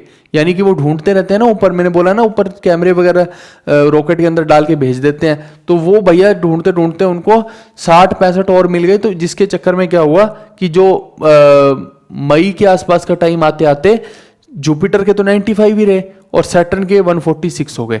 अब आप देखिए कि सैटर्न जो है छोटे मोटे मार्जिन में नहीं है, सैटर्न जो है वो बहुत आगे निकल चुका है, और ये अब अगर जुपिटर के बहुत ज्यादा हमें मिल जाए तभी पॉसिबल हो सकता है कि जुपिटर सैटर्न को ओवरटेक कर ले, नहीं तो फिर यहाँ पे सैटर्न ही आगे जाएगा। यही देखने को हमें एग्जैक्टली मिल रहा है। ठीक है दोस्त, तो ये मैंने आपको आज की अपडेशन बताई है, रियल चीज बता दी आपको मैंने कि जो जुपिटर है 95 और सैटर्न है जो 146 है। आप देखिए कि लोग अभी भी इनके अंदर पुराने ही आपको बता रहे होंगे, ये दोनों पुराने नहीं, अब नए वाले याद कीजिए। पुराने याद करने हैं तो फिर 79 और 83 याद करके रखो, फिर और क्या करोगे। ये ओल्ड है और ये न्यूएस्ट है, न्यूएस्ट मतलब सबसे लेटेस्ट है। ठीक है, ये सैटेलाइट्स हैं, सैटेलाइट्स लिख लीजिए इनको, सैटेलाइट्स। ठीक है भाई, आगे बढ़ते हैं। अच्छा इनके भी देख लीजिए ना, यूरेनस के कितने हैं 27 है और नेपच्यून के कितने हैं 14 है। ये याद करने इनका क्वेश्चन बनते हैं। आगे बढ़ते हैं। अब एक ये आपको पीरियड्स भी याद करने हैं दोस्त, कि ये जो पीरियड्स है ना, पीरियड का मतलब हो गया कि ये कितने समय में इसका सूर्य के चक्कर लगाते हैं, ये भाई रेवोल्यूशन पीरियड हो गया। तो जो मर्क्यूरी है वो 88 डेज में लगाता है, वीनस 225 डेज में, अर्थ 365 दिन में, लेकिन अर्थ का एग्जैक्ट पूरा याद होना चाहिए, 365 दिन 6 घंटे और 9 मिनट, ऐसे आपको याद होनी चाहिए चीजें। ठीक है, मेरी तरह चीजों को रिमेंबर करके रखिए, बहुत इंपॉर्टेंट है ये फैक्ट्स, आप भूल नहीं सकते हैं किसी भी कीमत पे। फिर अर्थ के फैक्ट कभी नहीं भूलने, अर्थ का क्वेश्चन बनते ही बनते हैं। फिर मैं मार्स की बात करूं तो 687 डेज, जुपिटर की बात करें तो 12 साल, सैटर्न की बात करें तो 29.5 ईयर्स अगर एग्जैक्ट बोलें, लेकिन यहाँ लगभग से भी काम चल जाएगा। यूरेनस की बात करें तो 84 ईयर्स और नेपच्यून की बात करें तो 165 ईयर्स। तो आप देख सकते हैं कि कितना कितना लंबे समय में इनका एक साल कंप्लीट होगा। तो सबसे जल्दी एक साल अगर कंप्लीट होगा तो वो मर्क्यूरी का होगा, क्योंकि ये सन के सबसे नजदीक है, उसके बाद वेनस का होगा, उसके बाद जाके अर्थ का नंबर आता है। ठीक है दोस्त, अब मैं थोड़े से इसके फैक्ट्स की बात कर लेता हूं, बहुत इंपॉर्टेंट चीजें हैं ये सारी की सारी, इनसे सीधा सीधा क्वेश्चन आपको देखने को मिलेंगे। आप देखिए जो बिगेस्ट प्लेनेट है तो वो कौन सा हो गया, जुपिटर हो गया सबसे बड़ा। फिर स्मॉलेस्ट प्लेनेट जो है वो मर्क्यूरी हो गया। नियरेस्ट प्लेनेट टू सन, सन के सबसे नजदीक कौन है, तो मर्क्यूरी है, वो तो दिख ही रहा है ना, ये देखिए सबसे छोटा भी और सन के सबसे नजदीक भी, तो ये भी मर्क्यूरी हो गया। Farthest planet from the sun, तो सन से सबसे दूर कौन सा हो गया, तो आप खुद समझदार हैं, ये कौन सा है, ये नेपच्यून है। ये क्या है, ये नेपच्यून है, और ये क्या है, यूरेनस है। इन दोनों का थोड़ा सा आपको कंफ्यूजन रहता है इसीलिए लिख दिया। तो नेपच्यून जो है वो सबसे दूर हो गया। ठीक है दोस्त, ये भी कवर्ड। फिर नियरेस्ट प्लेनेट टू अर्थ, अगर मैं धरती से पूछूं, ये क्वेश्चन बनता है, तो धरती के सबसे नजदीक देखिए या तो मंगल ग्रह हो सकता है या फिर आपका वेनस हो सकता है। तो इसका उत्तर है कि जो वेनस है ना वो ज्यादा पास से धरती के, तो इसका उत्तर हो जाएगा वेनस, शुक्र ग्रह है। ठीक है, ये दैत्यों के जो गुरु है ना शुक्राचार्य, उन्हीं के नाम पे है ये, वही इसीलिए इसको शुक्र ग्रह भी बोलते हैं। और जो जुपिटर है वो देवों के गुरु, जो गुरु बृहस्पति हुए, उनके नाम पे है एक तरह से। ठीक है, अब ब्राइटेस्ट प्लेनेट कौन सा है, मैंने आपको बताया था कि सबसे हॉटेस्ट प्लेनेट कौन सा है, कौन सा है, वीनस है, लगभग 475 डिग्री सेल्सियस के आसपास इसका टेम्परेचर रहता है। और क्यों रहता है उसका कारण मैं आपको बता के आ चुका हूँ। अब जब सबसे हॉटेस्ट है, जो सबसे ज़्यादा गर्म चीज़ है वही सबसे ज़्यादा चमकेगी, तो इसीलिए ब्राइटेस्ट प्लैनेट भी कौन सा हो गया, वीनस ही हो गया। फिर ब्राइटेस्ट स्टार आफ्टर सन, सबसे ज़्यादा ब्राइटेस्ट स्टार पूछे तो सन, ऑप्शन में देखना आपको, सिर्फ ब्राइटेस्ट स्टार पूछा है तो सन को मार्क करेंगे। अगर सन नहीं है ऑप्शन में, या ये पूछ लिया जाए कि सन के अलावा बताओ, तो सीरियस आ जाएगा, ठीक है, जो कि अर्थ के पास आता जा रहा है। और अगर ये 60,000 साल में अर्थ के साथ आके हो सकता है टकरा ही जाए, और धीरे धीरे इसकी रोशनी बढ़ती ही जाएगी अब ये, क्योंकि अर्थ के पास आ रही है। फिर प्लेनेट विद मैक्सिमम सैटेलाइट, तो सबसे ज़्यादा सैटेलाइट आज की डेट में किसके हो गए हैं, ये मैंने अपडेशन दिए, लोग अभी भी पुरानी सैटेलाइट्स ही बताए जा रहे हैं दोस्त। मैं तो हर चीज़ जो लेके आता हूँ ना अपडेशन के साथ लेके आता हूँ। आप देखिए यूनिवर्स का चैप्टर लोग 1 घंटे में खत्म करते हैं, हम देखिए तब से लगे हुए यूनिवर्स करने, मेरा गला सूखने को हो गया, ये चैप्टर नहीं खत्म हो रहा। क्यों? क्योंकि आप देखिए इसके अंदर चीज़ें ही इतनी है, मैं कंटेंट ही इतना बता रहा हूँ। आपने देखा होगा कहीं भी हमने टाइम पास नहीं किया। लोग टाइम पास करते हैं, लोग क्या करते हैं, इसको लिखने बैठ जाएंगे, ब्राइटेस्ट स्टार डैश वीनस, ऐसे तो भाई फिर 10 घंटे के लेक्चर बनाओ, उनसे वो भी 1 घंटे का ही लेक्चर बनता है। कमाल की बात है ये, हमने सब लिखा हुआ, हम तब भी 3-3, 4-4 घंटे के लेक्चर बना देते हैं।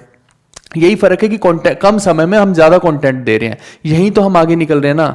तो वही चीज़ है कि जितना दूसरा कोई सोचेगा हमारे लेवल पे आने में, हम उनसे और आगे कहीं निकल चुके होंगे। वो आप देख ही पा रहे हैं कि जब मैंने 2 साल पहले यूट्यूब पे पढ़ा था और आज जो मैं पढ़ा रहा हूँ, जमीन आसमान का फर्क है। कितनी चीज़ें हमने और ऐड ऑन कर दी हैं, अब इससे बाहर पूछेगा ही कोई क्या।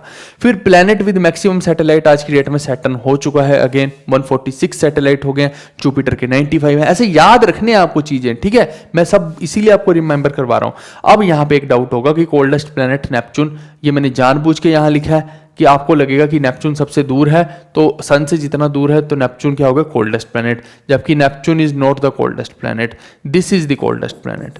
कोल्डेस्ट प्लैनेट यूरेनस, ये नहीं है, ये नहीं है, ये यूरेनस है, ठीक है दोस्त। तो इसको आप काटिए और इसको क्या लिखिए यहाँ पे, यूरेनस। जब मैंने आपको गलती करके दिखा दी ना, अब क्या होगा कि पेपर में अगर आप गलती करने की कोशिश करोगे ना, तब भी आप गलती नहीं करोगे। आपको लगेगा कि सन से जो सबसे दूर है तो वो नेपच्यून है, तो नेपच्यून ही कोल्डेस्ट है, लेकिन नेपच्यून कोल्डेस्ट नहीं है, यूरेनस कोल्डेस्ट होता है, ठीक है। कारण भी मैं आपको थोड़ी देर पहले समझा चुका हूं। अब मैं बात करता हूं हॉटेस्ट प्लैनेट की। तो हॉटेस्ट प्लैनेट तो मैंने बता दिया ऑलरेडी कि वीनस होता है, यही ब्राइटेस्ट है, यही हॉटेस्ट है। हैवीएस्ट प्लैनेट की बात करते हैं तो सबसे ज्यादा हैवी जुपिटर, सबसे बड़ा भी जुपिटर। फिर मैं बात करता हूं रेड प्लैनेट की, तो रेड प्लैनेट होता है मार्स। लेकिन अगर बोल दिया जाए प्लैनेट विद रेड स्पॉट, तो रेड स्पॉट का मतलब होता है कि पूरे प्लैनेट पे एक जगह पे लाल धब्बा है, जैसे रेड स्पॉट है, तो वो कौन सा है, वो जुपिटर है, ठीक है। या फिर ये बोल दिया जाए जायंट रेड स्पॉट बोल दिया जाए जिस प्लैनेट को, तो उसको भी क्या बोलेंगे, जुपिटर बोलेंगे। लेकिन यहां पे रेड प्लैनेट अगर बोला जाए तो हम मार्स को बोलेंगे। फिर ऐसी बिगेस्ट सैटेलाइट बोलते हैं, तो पूरी गैलेक्सी की, हमारी गैलेक्सी की बात हो रही है, ये हम कंपेयर तो कर ही नहीं सकते ना। हमें क्या पता एंड्रोमेडा में क्या है, हमें क्या पता किसी और तीसरी चौथी गैलेक्सी में क्या, हम तो अपनी की बात कर रहे हैं भाई, है ना। अपनी वाली के ऊपर ध्यान रखो, दूसरी वाली का क्या पता आपको कि कौन क्या है। तो बिगेस्ट सैटेलाइट जो है हमारी गैलेक्सी के अंदर गैनीमेडे है, और ये किसकी सैटेलाइट है, ये जुपिटर की सैटेलाइट है। ऐसे आपको याद रखनी है चीजें। देखिए इस चार्ट को खोलते ही मैं आपको पूरे का पूरा रिवीजन करवा रहा हूं, ये बहुत इंपॉर्टेंट चीजें हैं, ये सीधे सीधे क्वेश्चन बनते हैं एग्जाम में। स्मॉलेस्ट सैटेलाइट की बात करते हैं तो डेमोस है ये, ठीक है। डेमोस और फोबोस मैंने बता रखा है आपको किसकी है, मंगल ग्रह की, मार्स की हैं। फिर ब्लू प्लैनेट की बात करते हैं तो अर्थ को बोला जाता है ब्लू प्लैनेट, क्योंकि लगभग 72% अर्थ का क्या है, वाटर से ही भरा हुआ है। फिर इसके अलावा मैं मॉर्निंग और इवनिंग स्टार की बात करता हूं, तो मैंने क्या बताया था कि सुबह के टाइम में आप इस स्टार को देख सकते हो, शाम के टाइम भी देख सकते हो, कौन सा है, वीनस है। अब इसके अलावा अर्थ का ट्विन, मैंने बोला था ना कि अर्थ का ट्विन कौन सा है, मैंने दोनों को कंपेयर करके भी बताया था, कौन है, वीनस है, लिख दो फिर वीनस। फिर ग्रीन प्लैनेट मैंने बताया था कि कौन सा होता है, क्या बताया था, किसकी वजह से, सल्फर होता है उसके ऊपर बहुत सारा, और रेड लाइट को सारी को अब्जॉर्ब कर लेता है, जो रिफ्लेक्ट करता है वो ब्लू और ग्रीन को करता है, जिस वजह से हमें ऐसा लगता है कि वो ग्रीन है। अगर ये पूछ लिया जाए कि यूरेनस जो होता है वो कौन सी लाइट को एब्जॉर्ब करता है, तो आप बोलेंगे रेड के सारे कलर को एब्जॉर्ब कर लेता है। रेड का कलर मतलब हो गया red, green, sorry red, yellow की डार्क शेड, ऑरेंज, पिंक, ये जितने भी कलर होंगे उसको एब्जॉर्ब कर लेगा, ठीक है। तो इसका ग्रीन प्लैनेट का मतलब क्या हो गया, यूरेनस हो गया। क्या ये बात आपको क्लियर है? चलिए आगे बढ़ते हैं अब हम। अब देखते हैं planet with big red spot. मैंने क्या बोला था कि रेड प्लेनेट बोल देगा दोस्त तो आप बोलेंगे क्या है, मार्स। लेकिन planet with big red spot बोलेंगे तो आप बोलेंगे उत्तर क्या होगा, जुपिटर। क्या ये बात आपको क्लियर है? फिर लॉर्ड ऑफ द हेवंस, अगर लॉर्ड ऑफ द हेवंस मतलब कि आसमान का राजा अगर एक तरह से किसी प्लेनेट को बोलना तो आप किसको बोलेंगे, जुपिटर को बोलेंगे। मैंने क्या बोला था, देवों के गुरु कौन है, जुपिटर, तो इसीलिए इनको लॉर्ड ऑफ द हेवंस भी बोल देते हैं। हेवन मतलब स्वर्ग हो गया एक तरह से। फिर ग्रेटेस्ट डायर्नल टेम्परेचर जो होता है ना, ये किसका होता है, ये मरकुरी का होता है। इसके बाद 2 सैटेलाइट ऑफ मार्स की बात करते हैं तो कौन से हैं, डेमोस है और फोबोस है। डेमोस सबसे छोटी भी है सैटेलाइट, ये भी मैंने बता चुका हूं आपको। फिर इसके बाद फादर ऑफ सोलर सिस्टम अगर कोई पूछे तो ये भी मैंने अभी आपको पढ़ा के आया हूं कि सन को जो बोला जाता है फादर ऑफ सोलर सिस्टम बोला जाता है। अब इसके अलावा गैस जायंट पूछ लिया जाए, 4 ऑप्शन देगा और बोलेगा कि बताइए इसमें से कौन सा गैस जायंट है, या फिर ये भी बोल सकते कौन सा गैस जायंट नहीं है। तो रटा होना चाहिए कि गैस के जो प्लेनेट बने हुए हैं जहां पे लाइफ पॉसिबल नहीं है, ये मैंने पहले ही बता दिया, जो उधर वाले प्लेनेट है ना, तो मार्स से उधर वाले प्लेनेट है तो वो कौन कौन से हैं। आप देखिए कि मार्स ये रहा, तो मार्स से इधर वाले प्लेनेट ये सारे गैस जायंट हैं। कौन कौन से हो गए, जुपिटर, सैटर्न, यूरेनस और नेपच्यून। तो यहाँ पे लिख दिया है Jupiter, Saturn, Uranus and Neptune. और ऐसे ही रॉकी प्लेनेट अगर पूछ लेगा तो फिर आप क्या बोलेंगे कि बुध ग्रह हो गया, मरकरी, विनस, अर्थ और मार्स। तो ये क्या हो गए, 4 रॉकी प्लेनेट हो गए। ये हो गया दोस्त। अब प्लेनेट हैज लीस्ट डेंसिटी, अभी थोड़ी देर पहले समझा के आया हूं कि गैस के ही ये सारे लास्ट वाले प्लैनेट बने हुए, लेकिन इनमें भी सबसे ज्यादा लीस्ट डेंसिटी अगर देखा जाए तो सैटर्न की होती है। अभी बता के आया हूं तो बता दीजिए, यहाँ भी सैटर्न है। और इसके अलावा डायमीटर ऑफ मून की बात करते हैं अगर, तो मून का जो डायमीटर अगर हम कंपेयर करेंगे, यहाँ पे लिख लेती है, देखिए मून है और अर्थ है, ठीक है, ये हो गया आपका मून और ये हो गई अर्थ। अगर मैं यहां पे डायामीटर की बात करता हूं, डायामीटर की, तो रेशो क्या होगी, एक सेकंड रुकिए, इसको थोड़ा सा इधर ले जाऊं मैं। अगर तो मैं डायामीटर की बात करूं तो रेशो क्या हो जाएगी, जो मून का डायामीटर है वो अर्थ के 1/4 होगा। यानी कि अगर अर्थ का डायामीटर 4 है तो मून का कितना हो जाएगा, मून का डायमीटर हो जाएगा 1, यानी कि डायमीटर की रेशो होगी 1/4। मून छोटा ही रहेगा अर्थ से, तो मून अगर अर्थ 4 सेंटीमीटर की तो मून कितना होगा, 1 सेंटीमीटर का, ऐसे आप मान सकते हैं। लेकिन वहीं पे अगर मैं ग्रेविटी की बात करता हूं तो यहां पे लिख लीजिए कि ग्रेविटी, अगर मैं ग्रेविटी की बात करता हूं दोस्त तो कितनी हो जाएगी, जो अर्थ है वहां पे रहेगी अगर 6 ग्रेविटी, तो मून पे कितनी रहेगी, 1 रहेगी। अब इसको आप कैसे डिपिक्ट कर सकते हैं, आप इसको कुछ ऐसे डिपिक्ट कर सकते हैं 1/4 से और 1/6 से, यानी कि मून की जो ग्रेविटी है वो अर्थ के 1/6 हो गई और जो मून का डायमीटर है वो अर्थ के 1/4 हो गया। ठीक है दोस्त, क्या आपको समझ आ रही है ये बात, ये भी बता दिया। आप कौन सा रह गया, सिस्टर प्लैनेट ऑफ अर्थ या फिर ट्विन ऑफ अर्थ बोलें तो वो क्या है, वीनस है। तो ये बदल बदल की चीजें ऐसे पूछता है।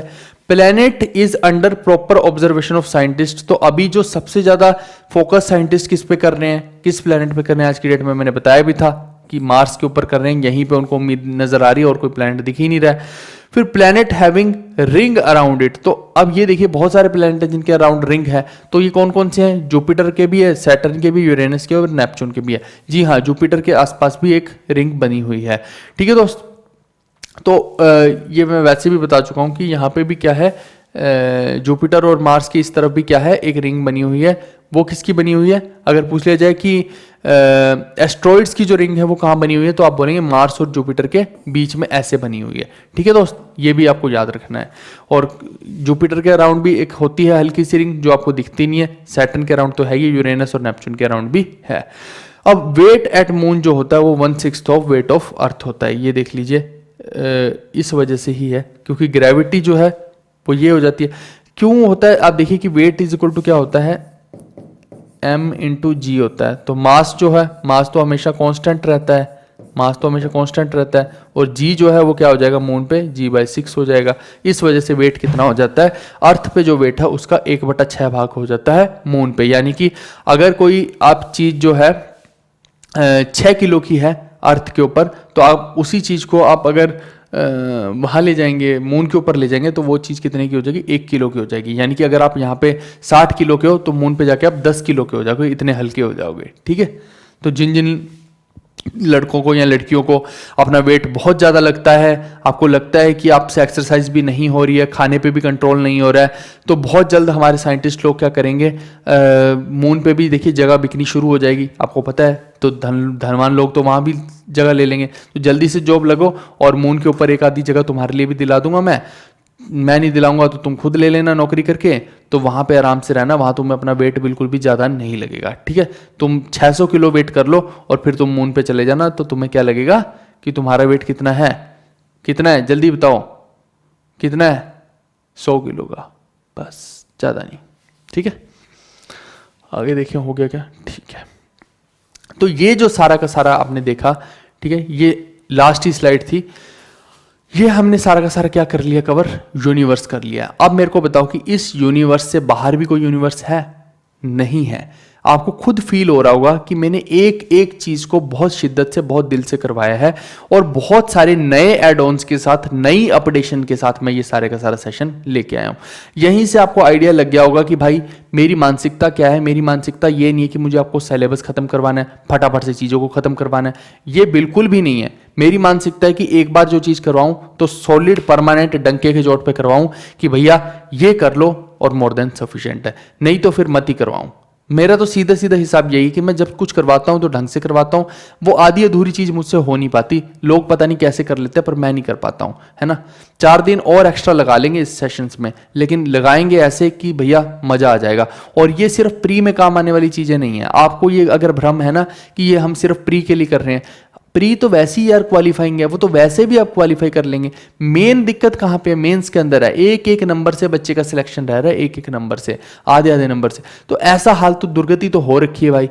तो जो मेरा मेन फोकस है, आपको सिलेक्शन दिलाने के लिए ये बैच को बनाना है, और आप देखिए कि वो सिलेक्शन होगा ही होगा। कैसे होगा? क्योंकि हम कुछ छोड़ ही नहीं रहे, हम एक एक चीज को इतना स्टोरी फॉर्मिंग से, देखिए मैंने कितनी कितनी नई अपडेशंस के साथ नई कहानियां बताई, साइंटिस्ट लोगों की कहानियां बताई, कितना कुछ तो मैंने आपको बताया। आपको वैसी चीजें याद हो जाती है। अब ये देखिए लास्ट वाली स्लाइड्स में मैंने कितनी तगड़ी रिवीजन भी करवा दी आपकी। तो ये सब चीजें अगर हम करेंगे ना, तो डेफिनेटली हम बहुत बहुत अच्छा कर लेंगे इसके अंदर, ठीक है। आपको घबराने की बिल्कुल भी जरूरत नहीं है। और ज्योग्राफी अब स्टार्ट हो गया, तो ये मेन जो है ज्योग्राफी, आप देखिए बहुत सारे टॉपिक हैं, मैं फटाफट से कवर करता जाऊंगा। जैसे आज किया कवर, ये पूरा मैराथन ही बना दिया इसकी, तो ऐसे ही बाकी के टॉपिक्स भी अब मैं बनाता जाऊंगा, ठीक है। Okay guys, bye bye, take care, see you, love you all. अगर दिल से अपने हाथ पे रख के बोल देना, दिल पे हाथ रख के, ढंग के लेक्चर्स लग रहे हैं ये सारे सेशन, तो भाई हमारी ऐप को 5 स्टार की रेटिंग दे देना। 5 स्टार का मतलब क्या होता है ये बताओ जल्दी से।